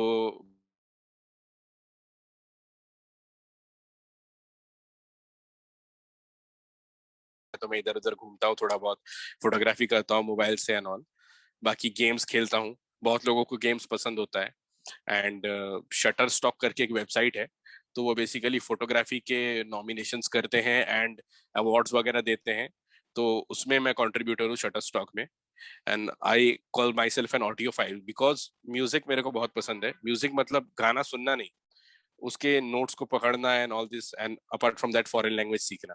तो ये कुछ कुछ चीजें हैं जो मैं करता हूँ लाइक नॉर्मल फ्री टाइम में। And अपने लिए टाइम निकालो, लाइक हफ्ते में एक दिन क्या कुछ घंटे निकालो, 4 घंटे 5 घंटे निकालो, सो दैट उससे क्या होगा ना कि आपको सिर्फ पढ़ाई या सिर्फ काम से आप बोर नहीं होगे। मैं भी 24 घंटा ही मेरे को भी मिलता है, मैं भी बस एक ही चीज करता हूँ, आई मैनेज माई टाइम। कि कभी अगर मेरे को कुछ एडहॉक काम आ जाए, क्योंकि आपको हर चीज प्लान्ड नहीं होता ना, आपको नहीं पता कि कल क्या काम आने वाला है। सडनली आपका कोई एग्जाम आ गया या कोई टेस्ट आ गया, आप प्रिपेयर्ड नहीं हो, तो उसके लिए आपको टाइम मैनेज करना बहुत बहुत इंपॉर्टेंट है। एंड इसके बाद तो this is my final slide. तो definitely I am like thankful to my parents and my brother, जो भी मेरे को हमेशा सपोर्ट करते हैं। बिकॉज मेरे मॉम का एक एटीट्यूड है कि वो ना हमेशा कुछ ना कुछ नया सीखती है। Like she is in her 50s right now, and अभी भी वो गिटार सीख रही है, वो ड्राइंग करती है, बकायदा एग्जाम देती है ड्राइंग का। And even she like reads a lot of papers, papers as in tech papers या फिर किसी तरह के स्पेसिफिक चीज को लेके पढ़ना। तो मेरे को काफी लाइक मेरा भी वो एटीट्यूड रहता है, इसीलिए मतलब बहुत अच्छा लगता है कि कुछ नया करना है हर दिन। मेरा रहता है कि हर दिन कुछ ना कुछ तो नया चाहिए, नया नहीं करूंगा तो लग रहा है कि कुछ नहीं कर रहा मैं पूरे दिन में बैठ के। तो मेरा ये रहता है। एंड अपार्ट फ्रॉम दैट काफी लोग हैं जो मेरे को आज तक सपोर्ट की। Shailendra sir for an example, मैं उनसे हमेशा गाइडेंस लेता हूँ छोटे से छोटे चीजों पे भी कि सर बताओ क्या करना है। और तो ऐसे लोग हैं जो गाइड करते हैं, गाइडेंस लो, आप भी गाइडेंस लो। आपको अगर लग रहा है कि आप स्टक हो रहे हो कहीं पे, आप डायरेक्टली उनको बोलो कि सर आप बताओ कि क्या करना है, मैं सही कर रहा हूँ या गलत कर रहा हूँ। तो इस तरह से सजेशंस लेने पे क्या होता है ना कि अगर आप गलती कर रहे हो तो आपका टाइम बर्बाद नहीं होगा। एंड जाहिर सी बात है, जो एक्सपीरियंस लोग हैं आप उनसे अगर पूछते हो तो आपको एक बेटर ओपिनियन मिलता है। जैसे कि मैं अपना जब मास्टर्स कर रहा था तब भी मैंने सर से डिस्कस किया था कि सर आप बताइए कि मैं सही कर रहा हूँ यानी आप क्या रिकमेंड करते हैं, क्योंकि ऑब्वियसली बात है मेरे से उनको ज्यादा एक्सपीरियंस है, तो 100 चीज वो मेरे को ज्यादा बेटर तरीके से बता पाएंगे। एंड टाइम मैनेजमेंट का एक और चीज मैं बताता हूँ कि अगर आप फैमिली मेंबर्स के साथ रहते हो एंड आपको पता है कि आपको दिन में इतना टाइम पढ़ना है, अच्छे से पढ़ना है, तो आप क्या करो, आप अपने फैमिली से ये बात डिस्कस करो कि मेरे को इस टाइम से इस टाइम पढ़ना है। तो अगर आप खाना दे रहे हो या फिर आप कुछ भी कर रहे हो, आप प्लीज मेरे को इस टाइम से इस टाइम आप मेरे को कुछ मत बोलो, मैं पढ़ के फिर मैं खुद ही आ जाऊंगा। अगर खाना बना हुआ है तो आप रख दो बना के, मैं खा लूंगा इस टाइम पे आके। क्योंकि अगर आप बार बार उठते रहे तो आपका फिर वो फोकस छूटता रहेगा। तो this is all about me. I guess थोड़ा एक्सटेंसिव था, बट आप बताओ कोई क्वेश्चन या कुछ भी है तो। तो अर्गा, मैं आपको सबसे पहले तो धन्यवाद देना चाहूँगा एक वंडरफुल इंफॉर्मेटिव डिस्कशन के लिए, और इतनी सारी इंफॉर्मेशन आपने हमारे दर्शकों को दी कि आप किस तरह से उनको सॉफ्टवेयर इंजीनियरिंग में क्या क्या होता है, किस तरह से प्रिपेयर करना चाहिए, किस तरह के क्वेश्चंस पूछे जाते हैं, कौन से टॉपिक्स इंपॉर्टेंट है। तो इतना शायद 1 घंटे में तो शायद उनको कहीं और नहीं मिलेगा, मुझे लगता है। और हमारे लर्नर जो कि मतलब सीखना चाहते हैं, उनको मैं इंसिस्ट करूंगा कि इन्होंने, अर्घा जी ने जितने आपको टॉपिक्स दे दिए हैं, जितने रिसोर्सेज दे दिए हैं, उससे ज्यादा की आपको जरूरत नहीं पड़ेगी। अगर आप इतना भी ढंग से कर लेंगे तो ये आपके लिए ओशन है कि मतलब आप कर लीजिए, और इसके लिए भी आपको मतलब 24 घंटा कम पड़ेगा इतना करने बिल्कुल। का। तो आप इतना ही भी रिसोर्सेज अगर ढंग से करते हैं, यही रिसोर्सेज यूटिलाइज करते हैं, तो आपको इससे बाहर जाने की जरूरत नहीं पड़ेगी। और आपके बेनिफिट के लिए अर्घा जो है, अर्घा मुखर्जी, ये हमारे साथ अपनी पीपीटी शेयर, जो इन्होंने अभी प्रेजेंटेशन दिया है, ये शेयर करने के लिए तैयार हो गए हैं। हाँ। ये पीपीटी में जो है आपसे ग्रुप में शेयर कर दूंगा। तो आपको नोट्स अगर आपने नहीं भी बनाया तो आपको सारे रेफरेंसेस और सारे रिसोर्सेस आपको यहाँ मिल जाएंगे। तो अर्घा जी, मेरा एक लास्ट क्वेश्चन रहेगा बिफोर वी क्लोज और before we open for questions from audience, कि हम्म। एक सॉफ्टवेयर इंजीनियर का जैसे कोई जाता है ऑफिस में, जैसे अभी तो खैर कोरोना की वजह से सब काम घर से ही चल रहा है, हम्म। पर जैसे कि कोई एक सॉफ्टवेयर इंजीनियर ऑफिस जाता है, टिपिकल हम्म। आपके हम्म। हिस्सा सॉफ्टवेयर इंजीनियर ऑफिस जाता है, हम्म। मैंने देखा कि जनरली सॉफ्टवेयर इंजीनियर का दिन बहुत लंबा होता है। 10 एक बजे ऑफिस पहुंचते हैं और निकलते हैं रात को 8 या 9 बजे या 10 बजे भी निकलते हैं रात को, तो उनका दिन जनरली बहुत लंबा होता है। तो एक टिपिकल सॉफ्टवेयर जब इंजीनियर जब ऑफिस जाता है तो उसका टिपिकल डे किस तरह से होता है, वो ऑफिस में क्या क्या करता है? ओके। काम करता है तो सबको पता है, पर क्या क्या करता है वो ऑफिस? सर मैं अपना एक्सपीरियंस बताता हूँ, जब मैं क्या करता हूँ यूजुअली। तो पहले मान लो कि दो चीज होता है, एक होता है मीटिंग्स जो हमें हर दिन करने होते हैं, और दूसरा होता है कि हमारा एक अपडेट होता है जो टीम के साथ शेयर करते हैं, जो हम लोग स्टैंड अप बोलते हैं, यूजुअली स्टैंड अप या स्क्रम। तो हर सॉफ्टवेयर इंजीनियर के लाइफ में एक मीटिंग होता है जो अपडेट देना पड़ता है। तो हम लोग क्या करते हैं मोस्टली कि जैसे मैं अपना ही एग्जांपल देता हूँ, तो हम लोग क्या करते थे कि सुबह 11 बजे के आसपास ऑफिस जाते थे, एंड वहां पे स्क्रम होता था कुछ सवा की 11:15 के आसपास, 15-20 मिनट के लिए वो हो गया। उसके बाद यूजुअली ये होता है कि प्लानिंग होता है कि आपको पूरे दिन में करना क्या है। एक टीम लेवल पे प्लानिंग होता है, मान लो कि कोई सडन रिक्वायरमेंट आ गया कि अच्छा ये करके दे दो आज, वो करो। या तो फिर आप अपना प्लानिंग कर लो, अगर वो प्लानिंग टीम वाला की आपको पता है कि ठीक है मेरे पास ये काम आया है, मेरे पास 7 दिन का टाइम है, तो 7 दिन में करके देना है, ऐसा नहीं कि आज ही करना है। तो ये सारे प्लानिंग्स होते हैं, एंड उसके बाद मान लो कि कुछ काम करने के बाद थोड़ा बहुत ब्रेक हो गया, लोग कॉफी पीने चले गए, इस तरह के ब्रेक्स ले लिए, 1-2 ब्रेक्स। फिर उसके बाद लंच हो गया, लंच करने के बाद यूजुअली जो होता है इवनिंग्स में, मेरा जैसे पर्सनल रहता था कि मेरा प्रोडक्टिव सेकंड हाफ के बाद रहता था, क्योंकि फर्स्ट हाफ में कुछ ना कुछ मीटिंग्स रहते थे। तो मैं अपना जो काम करता था मैं इवनिंग में करता था। एंड जैसा आपने कहा सर कि टाइम वाला बात, वो बिल्कुल सच है, वो ऐसा होता है, लोग कोशिश करते हैं। बट इसमें पता है क्या बोला जाता है कि अगर आपको काम बहुत लंबा जा रहा है, if it is going above 10 hours और 12 आवर्स, तो इसका मतलब ये है कि आइदर वो बंदा जो काम कर रहा है वो एफिशिएंट नहीं है। दूसरा चीज इसका ये भी मतलब होता है कि उसको मैनेजमेंट से बहुत ज्यादा काम मिल रहा है। तो अगर आप कोई भी लर्नर अगर आप काम करते हो, मान लो कि ऐसा हो रहा है कि आपको लग रहा है कि आप 10 घंटे बैठे हो फिर भी काम खत्म नहीं हो रहा है, तो आप जाके उसको कॉल आउट करो कि ऐसा ऐसा है कि मेरे को जो काम मिल रहा है, मेरे को लग रहा है कि मेरे लिए इट इज गोइंग बहुत ज्यादा, बहुत एक्सटेंसिव है। तो उसके लिए क्या होगा ना कि आपको वो जो भी काम होगा वो शायद किसी और के साथ डिवाइड होगा या कुछ होगा, क्योंकि अगर आप नहीं बोलोगे ना तो वो चीज एक आदत बन जाएगी आपकी, एंड आप ओवरबर्डन करते रहोगे अपने आप को, एंड उसके बाद होगा कि किसी इंपॉर्टेंट चीज के डेडलाइन पर मिस कर दोगे कि ठीक है कुछ अगर और है तो कभी भी आप अगर सॉफ्टवेयर डेवलपमेंट में काम करते हो तो दो चीज ध्यान रखना, एक कि आपको जो काम मिल रहा है और जो कमिटमेंट आप कर रहे हो तो आप उसमें डिलीवर कर सकते हो या नहीं, एकदम क्लियर रखना है ये चीज। कि अगर आपको लग रहा है कि नहीं मैं मना कर दूंगा तो मैनेजर बुरा मान जाएगा कि अरे यार इसने बोला कि अभी नहीं कर सकते, तो ऐसा नहीं है, कॉल आउट करो सो दैट क्या हो कि अगर आप नहीं कर पाए तो एटलीस्ट वो काम हो जाए, कंपनी को कोई किसी तरह का लॉस ना हो। दूसरा चीज ये कि अगर आप कभी भी कुछ गड़बड़ करते हो, किसी भी चीज में कुछ प्रॉब्लम हो जाती है, तो अपफ्रंट जाके उस चीज को बोलो ताकि कोई बाद में कोई बड़ा कॉम्प्लिकेशन ना आ जाए उसकी वजह से। ये दोनों चीज का हमेशा ध्यान रखना। और एक और पॉइंट बोलूंगा मैं इंटरव्यू के लिए, कि अगर आप लोग इंटरव्यू देते हो तो बहुत लोग क्या करते हैं ना, इंटरव्यू में जो भी अपना पर्सनल प्रोजेक्ट्स बनाते हैं या फिर कुछ भी करते हैं उनको वो लोग बोलते हैं क्लाइंट प्रोजेक्ट। ये गलती कभी मत करना प्लीज। आप जो रिज्यूमे में लिखते हो be honest, be as much honest as you can. आप सीधा बोलो कि मैंने इस पे काम नहीं किया बट मेरे को ये चीज पता है कैसे होता है। तो अगर आप ऐसा बोलोगे ना तो वो इंसान अप्रिशिएट करेगा, लेकिन आप अगर बोल देते हो कि नहीं मैंने ये काम किया है ना, तो फिर वो आपको 4 क्वेश्चन और पूछेगा, और इंटरव्यूअर इतना नॉलेजेबल होता है कि उसको समझ में आ जाता है कि आपने कितना काम किया कितना नहीं किया है। तो ये चीज हमेशा ध्यान रखना, कभी भी मतलब ये मत करना, कभी भी घुमाना नहीं चीजों को कि यार आता नहीं है तो घुमा रहे बात को, इधर उधर घुमा रहे। ये 3 चीज याद रखना। ठीक है। तो अर्घा जी धन्यवाद फाइनली आपका। और मैं डेफिनेटली मुझे विश्वास है कि ये आपका जो डिस्कशन है और जो पीपीटी आपने शेयर और रिसोर्सेस आपने शेयर किए हैं, ये सॉफ्टवेयर कम्युनिटी में फ्रेशर्स के लिए है, जिनको कम 1 या 2 साल का एक्सपीरियंस है, उनके लिए बहुत ही अच्छा रिसोर्स साबित होगा। और मैं एनकरेज करूंगा दूसरे सॉफ्टवेयर लर्नर्स को भी और दूसरे जो कम एक्सपीरियंस वाले हमारे लर्नर्स होते हैं कि वो आके आपके इंटरव्यू को बार बार देखें और उससे प्रेरित होके अपने जीवन में आगे बढ़े। तो अब हम ये फ्लोर जो है 10 या 15 मिनट क्वेश्चंस के लिए ओपन कर सकते हैं। अगर किसी को कोई क्वेश्चन है तो आप जरूर पूछिए। और ये अर्घा जी हमारे मित्र हैं तो शर्माने की या डरने की कोई जरूरत नहीं है। आप बिंदास जो क्वेश्चन आता है वो पूछिए।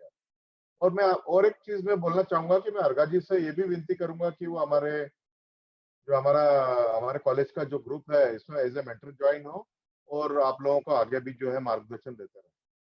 बिल्कुल सर, बिल्कुल। इवन कि मेरा मेरा लिंक्डइन भी अवेलेबल है, तो किसी को मेरे को अगर रीच आउट करना है आप मेरे को लिंक्डइन में मैसेज करो, मैं डेफिनेटली रिप्लाई करूंगा। अगर उस दिन नहीं तो 1-2 दिन के अंदर मैं आपको डेफिनेटली रिप्लाई करूंगा। आप हाँ मेरे तो को वो मैं करो। अर्घा हाँ जी आपको आपको ग्रुप का ज्वाइनिंग लिंक भेजूंगा, तो हमारा ग्रुप ज्वाइन कर लीजिएगा। बिल्कुल बिल्कुल सर, है ना, ठीक एज है। ए मेंटर आप जरूर। ज्वाइन कर लीजिए ताकि आपकी जो एक्सपीरियंस है स्टूडेंट को फायदा हो। बिल्कुल now sir. It's all for audience for their questions. अगर किसी को कोई क्वेश्चंस है तो अभी 5-10 मिनट अपन अभी और वेट कर सकते हैं। All yours, audience please. हाँ सर हाँ हेलो। बोलिए बोलिए मैडम। हाँ हाँ। सर, मुझे ये पूछना था, जैसे कि अभी मैंने टीसीएस निंजा के लिए अप्लाई किया है, तो उसमें जैसे बोलते हैं कि अपनी जो स्किल डाली है, तो वो मतलब अपने को जो मैनुअली है, मतलब अपन ने जो बेसिक पढ़ा है वो भी अपन डाल सकते हैं, या मतलब जिसमें अपन परफेक्ट हो वही डालनी चाहिए रिज्यूमे में? ठीक है, मैं इसका आंसर करता हूँ। तो देखो, जैसे तुमने बोला अभी कि निंजा का जो भी सर्टेन रिक्वायरमेंट है, तो तुमको स्किल्स बहुत सारे आ सकते हैं, तो तुम सारे डालो। ठीक है।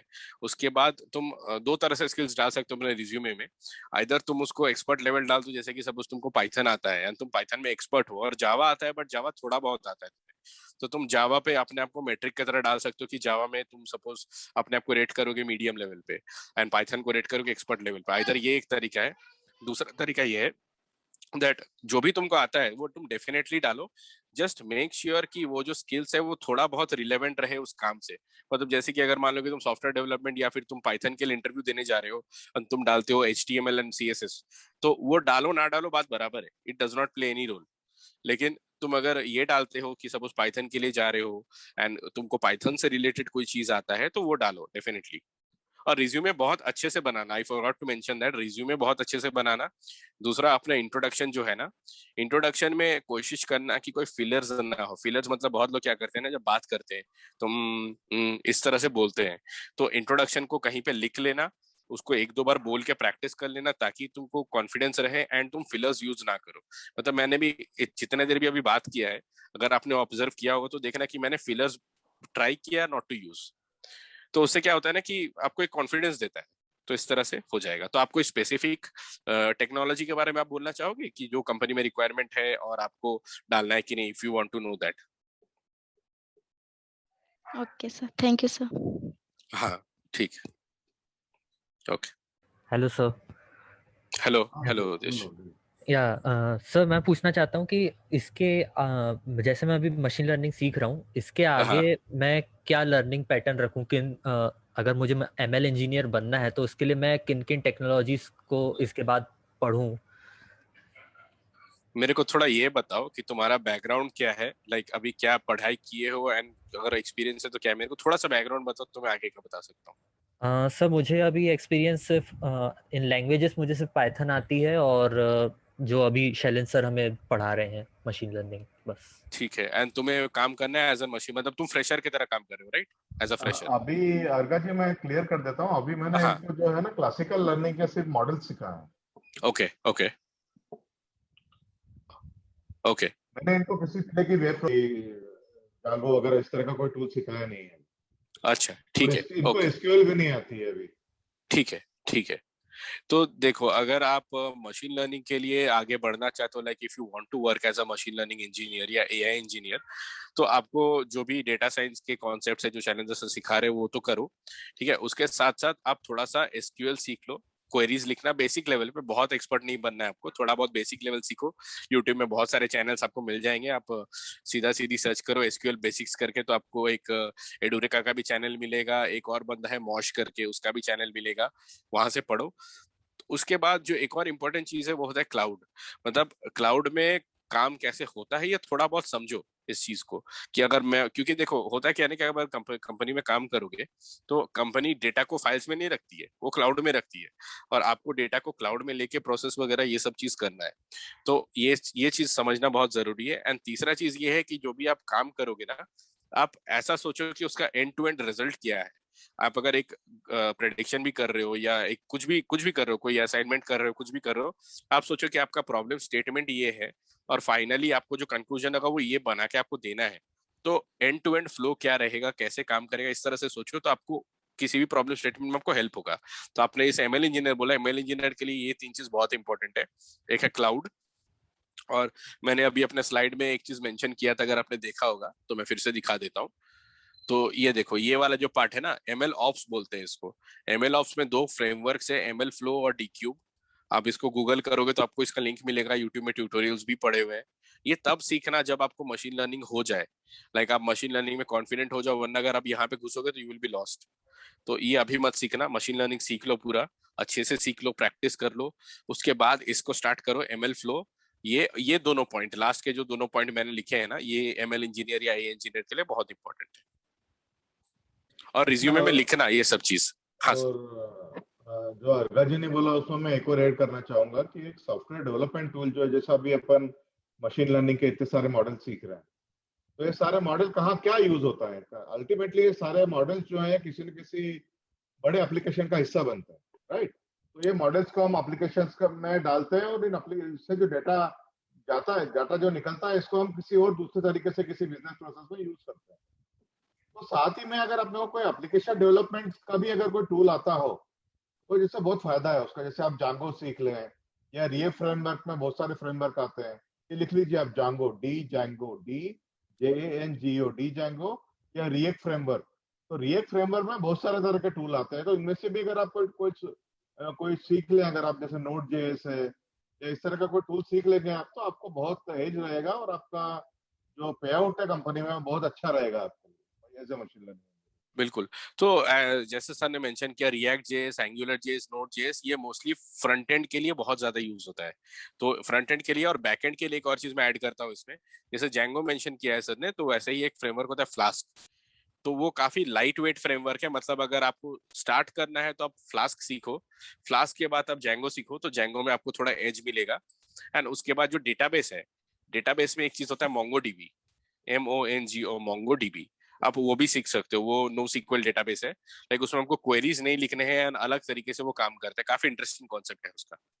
तो उससे होगा ये कि आप पूरे के पूरे डेवलपमेंट के लिए आप मतलब रेडी हो जाओगे कि ठीक है ये चीज भी कर सकते हैं करके।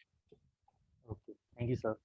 Sure. तो उद्देश्य उसमें ये चीजें हैं कि जैसे हम अभी मशीन लर्निंग के मॉडल सीख रहे हैं, तो इसके अलावा जो पेरीफेरी है उसमें बहुत सारी चीजें अपने को सीखना, राइट।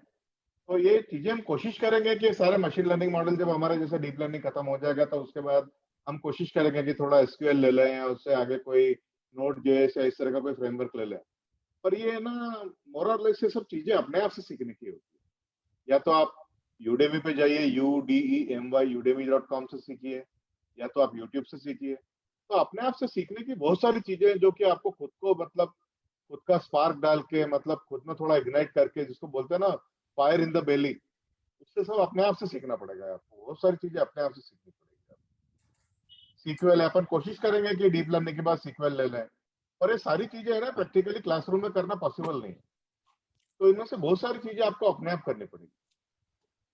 राइट। ये देखिए सीक्वल काफी अच्छा है, इन्होंने ये दोनों कोर्स काफी अच्छा है। मैंने पर्सनली जब सीक्वल सीखा था, मैंने पहले इससे सीखा था, मॉश, इनका नाम है मॉश, तो इनसे बहुत अच्छे से सीखा था। एंड इसके बाद मैंने ये वाला कोर्स रेफर किया था। तो आप सिर्फ कुछ नहीं, एसक्यूएल फॉर बिगिनर्स लिखो, आपको ऐसे 4 घंटे 5 घंटे के कोर्स मिलेंगे, इसको आप उठा लो आराम से।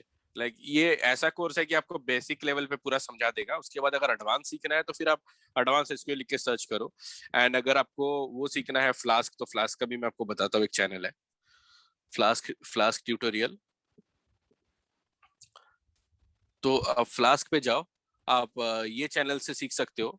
कोड विथ हैरी करके ये बंदा है, ये काफी अच्छे से समझाता है, बहुत बेसिक लेवल से बताता है, ये सीख सकते हो। और अगर आपके पास टाइम कम है, मान लो 1-1.5 घंटे में सीखना है, रिवाइज करना है, या फिर आपको रिवाइज करना है बेसिकली एग्जाम के लिए या कुछ ऐसा, तो ये चैनल भी रेफर कर सकते हो, फ्री कोड कैंप। आप लोग नोट कर लो इसको, freecodecamp.org, ये साइट। तो ये हैरी वाला साइट काफी अच्छा है, यहाँ से आप बेसिक्स वगैरह कोड क्लियर विथ कर हैरी, सकते राइट। हो। हाँ, कोड विथ हैरी काफी अच्छा कोड साइट विथ है। हैरी, हाँ ये काफी अच्छा, ये IITian बंदा है, जानता हूँ मैं। हाँ, ये काफी अच्छा बंदा और बहुत सही तरीके से समझाता है, लाइक आपको एकदम मजा आएगा पढ़ के इसमें। और मोस्टली हिंदी में बोलता है, या नीमा हिंदी में हाँ बोलता हाँ, है ये। बिल्कुल बिल्कुल हिंदी में बोलता है। एक और चीज मैं आपको बताता हूँ कि अगर आप लोग कोई भी कोड लिखते हो ना, तो एक चीज बहुत इंपॉर्टेंट होता है इंडस्ट्री लेवल पे, उसको बोलते हैं एक्सेप्शन हैंडलिंग। एक्सेप्शन हैंडलिंग का मतलब ये है कि अगर आप कोड लिखते हो एंड मान लो कि आपके कोड में 4-5 काम हो रहे हैं, और सपोज दूसरे लेवल पे कुछ गड़बड़ हो गया तो आपका कोड फेल कर जाएगा। बट इंडस्ट्री में क्या होता है, फेल नहीं करना, तो एक्सेप्शन हैंडलिंग सीखना बहुत जरूरी है। तो मैं आपको उसका भी दिखा देता हूँ।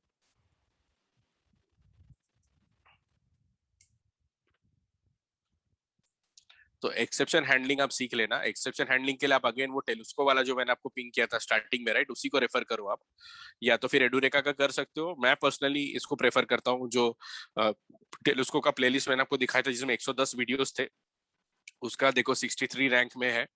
तो एक्सेप्शन हैंडलिंग सीख लो, सिंपल चीज है, मतलब ज्यादा कॉम्प्लिकेटेड नहीं है, ट्राई कैच बस लगाना है, और कोई एरर आता है तो कैसे हैंडल होगा वो चीज है। तो आराम से, लाइक वो एक बार आप 5 मिनट 10 मिनट दोगे ना, सीख जाओगे। और वो माइंडसेट रखना कि मैंने, अगर आप मेरा कोड देखोगे, मैंने जो यहाँ पे कोड किया है सेलेनियम का पाइथन के साथ, तो देखो मैंने भी यहाँ पे एक्सेप्शन हैंडलिंग डाला है। कैसे हो लिखते हैं मैं आपको दिखा देता हूँ, तो आपको एक आइडिया लग जाएगा। देखो यहाँ पे ये स्ट्राइक है, आप देखो यहाँ पे मेरा ट्राई लिखा थोड़ा हुआ है। फॉन्ट बड़ा बड़ा करो, दिख नहीं रहा है। हाँ, मैं जूम इन करता हूँ, दिख रहा अभी ठीक। है ना। तो देखो यहाँ पे क्या कर रहे हैं हम लोग, यहाँ पे फंक्शंस बना रहे हैं, जो मेथड्स होता है हमारा पाइथन में। उसके बाद मैं यहाँ पे क्या कर रहा हूँ, मैं यहाँ पे सिर्फ ट्राई भेज रहा हूँ। तो ट्राई का मतलब ये है कि आप देखो, मैं पाइथन को बता रहा हूँ कि आप देखो कि इसमें से अगर मेरा सारा स्टेटमेंट एग्जीक्यूट होता है तो मेरे को आप ट्रू रिटर्न कर दो कि ठीक है, मेरे को कोई प्रॉब्लम नहीं है, सब ओके है। अगर इसमें से कुछ भी गड़बड़ होता है तो आप मेरे को वो एरर प्रिंट कर दो। एंड प्रिंट करने के बाद मेरे को आप जो भी करना है, जैसे कि मैं यहाँ पे टर्मिनेट कर रहा हूँ, ठीक है मेरे को आगे नहीं बढ़ना है, तो यहाँ पे टर्मिनेट करो या कुछ और करो। तो ये होता है एक्सेप्शन हैंडलिंग, बस यही फंडा है। और इसमें एक और चीज होता है फाइनली। फाइनली का मतलब ये होता है कि ये दोनों में से कोई भी एग्जीक्यूट हो या ना हो, फाइनली चलेगा ही चलेगा, तो वो लास्ट में होगा ही होगा। तो इस तरह से एक्सेप्शन हैंडलिंग होता है। आप हर छोटे से छोटे चीज में कर सकते हो। जैसे यहाँ पे आप देखो मैं क्या कर रहा हूँ, मैं एक पिकल फाइल बना रहा हूँ, पिकल फाइल में डेटा डाल रहा हूँ। अभी इसमें से कोई भी स्टेप अगर मेरा मान लो काम नहीं किया, एरर आ गया, तो मैं उसमें जाके यहाँ पे मैं क्या करूंगा, उसको एक्सेप्शन को कैच करूंगा और प्रिंट कर दूंगा मैं उसको। तो ये चीज सीखना बहुत इंपॉर्टेंट है। Exception handling is a very important, like very important aspect of development, किसी भी तरह का डेवलपमेंट हो, पाइथन, जावा, कुछ भी। Thanks, Arga ji. Any more questions, please? Ladies side से any question? Navya? Hello sir. Hello. हाँ हाँ स्मृति, बोलिए तो बोलिए सर। टेक्निकल राउंड में अपने को कोडिंग के क्वेश्चंस आते हैं, तो उसमें जब अपन कोड लिखते हैं तो वो कोड अपने को स्क्रैच से डिजाइन करना होता है या अपने को बेसलाइन कोड वो ऑलरेडी दे देते हैं कि हाँ अब इसमें अमेंडमेंट और एरर करेक्शन करो? क्योंकि जैसे एट प्रेजेंट मैं ऐसा करती हूँ, अगर मैं कोई भी प्रॉब्लम उठाती हूँ तो उसको एट सम पॉइंट मुझे सैम्पल सोल्यूशन से रेफरेंस लेना ही पड़ता है, पर ऐसा अपन इंटरव्यूज में तो नहीं कर सकते हैं, तो फिर उसके लिए राइट। क्या करना चाहिए? देखो इंटरव्यू में जो भी क्वेश्चंस होते हैं ना इस तरह के टेक्निकल में, वो दो तरह से पूछे जाते हैं। आइदर वो पेन एंड पेपर बेस्ड होते हैं, तो वो लोग क्या करेंगे, वो लोग बोलेंगे कि ठीक है आप एंड टू एंड कोड मत लिखो, आप मेरे को एक कोड का डिजाइन बना के दो कि आप ऐसे ऐसे करोगे, कि सपोज आपको 10 नंबर को ऐड करना है, फिर उसको डिवाइड करना है, जो भी है, तो वो आपको करना है। तो अगर वैसा सोल्यूशन, अगर वैसा सिनेरियो है, तो वो लोग क्या करते हैं कि आपका अप्रोच देखते हैं कि आप कैसे आगे बढ़ते हो, जैसे कि आपने स्टार्ट कैसे किया, आप कैसे प्रोग्रेस कर रहे हो, आपको सोल्यूशन में एंड में क्या चाहिए। अगर ये चीज आपका टेक्निकल लाइक टेक्निकल मतलब अगर वीडियो या लैपटॉप से हो रहा है, तो भी आपको बोल सकते हैं कि आप एक नोटपैड खोलो, नोटपैड में आप एक रफ दिखाओ, तो उसमें आपको compete करने की, मतलब ऐसा नहीं कि आपको सिंटैक्स 100% करेक्ट चाहिए एंड ऑल, क्योंकि सिंटैक्स हमेशा लोगों को याद नहीं होता। दूसरा तरीका ये होता है कि जो कंपनीज लेते हैं टेक्निकल इंटरव्यूज, वो लोग क्या करते हैं, राउंड्स लेते हैं हैकर रैंक से, जो आपको मैंने ऑलरेडी हैकर रैंक का दिखाया, राइट। तो हैकर रैंक में क्या होगा कि आपको एक लिंक भेज देंगे वो, और बोलेंगे प्रॉब्लम स्टेटमेंट, तो वहां पे आपको स्क्रैच से लिखना पड़ेगा।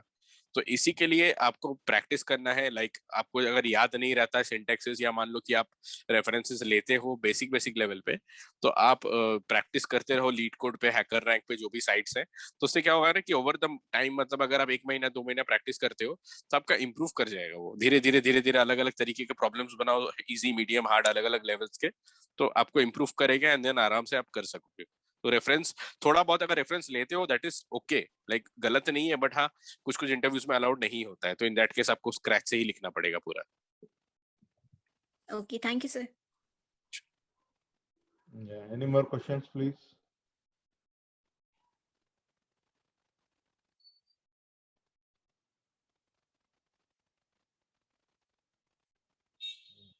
Any more questions? Nobody? So, Arga ji, looks like there are no more questions. So, we have come to the end now. And I ठीक would है। like to thank Mr. Arga Mukherjee, who has joined on a Sunday morning, given his 2 hours to us, and for a wonderful discussion, which will, for a long time on our channel, it will be a good resource for learners and as well as the guys. Even if you do one or 2 years experience, you can always come back and see it, this interview on our channel. So I think it will definitely serve as a great resource for learners as well as the freshers who are joining the companies. It will be a great resource. And I thank you. I thank all the audience here, all the learners here who have joined in large numbers and asked their questions, and hope they will be benefited. And this PPT, the presentation will be shared to you in the group. And the biggest outcome of today's discussion will be Mr. Arga Mukherjee will be joining our group as a mentor. So it is something to cheer for all of us. Okay. So yes. thank you, Mr. Arga Mukherjee. So आप अगर कुछ बोलना चाहें तो बोलिए, उसके बाद फिर अपन क्लोज करते हैं। मैं बस एक ही चीज बोलूंगा लर्नर्स को कि अभी आप किसी भी जॉब के लिए अप्लाई करोगे ना, तो रिज्यूमे बहुत अच्छे से बनाना, क्योंकि रिज्यूमे के बेसिस पे ही आधे लोग फिल्टर आउट हो जाते हैं। उनको चीजें पता होती है बट वो सही से लिखते नहीं है। तो रिज्यूमे को आप लिखो, रिव्यू कराओ, जो भी सीनियर्स हैं जिनको भी आप जानते हो उनसे रिव्यू कराओ 2-3 बार, एंड एग्जैक्टली वही चीज लिखना जो आपको आता है। कुछ भी ऐसा मत लिखना जो नहीं आता है, जिसके चक्कर में 4 क्वेश्चन है तो फंस जाओ। एक चीज ये, दूसरा चीज ये कि टाइम मैनेज करो। हमेशा से टाइम, मतलब आदत डाल लो, काम हो ना हो, अगर संडे भी आप खाली भी बैठे हो तो भी आप एक टाइम मैनेज करना स्टार्ट कर दो कि ठीक है मेरे को इतना देर मूवी देखना है, ये करना है। तो अगर टाइम मैनेज कर लोगे ना, तो आपको पढ़ाई या जो भी है उसके लिए भी प्रॉपर टाइम मिलता रहेगा। यही 2 मेन मेरे साइड से इनपुट रहेगा, एंड बाकी ऑल द वेरी बेस्ट आप सबको। मेरे को रीच आउट करना है तो मेरा लिंक्डइन ऑलरेडी है सर, शेयर कर देंगे लिंक्डइन, एंड मैं ग्रुप में भी रहूंगा, तो अगर वैसा कुछ है तो आप मेरे से भी पूछ सकते हो आगे भी, कोई प्रॉब्लम नहीं है, आराम से पिंग करो मेरे को, लिंक्डइन में भी मैं रिप्लाई करूंगा। ठीक है ना, तो धन्यवाद Alaga ji once again, and thanks to Alaga ji, thanks to audience, and thanks to Shailendra Kadre, and thanks to AI Club. Okay, bye bye. Have a great day. Bye bye.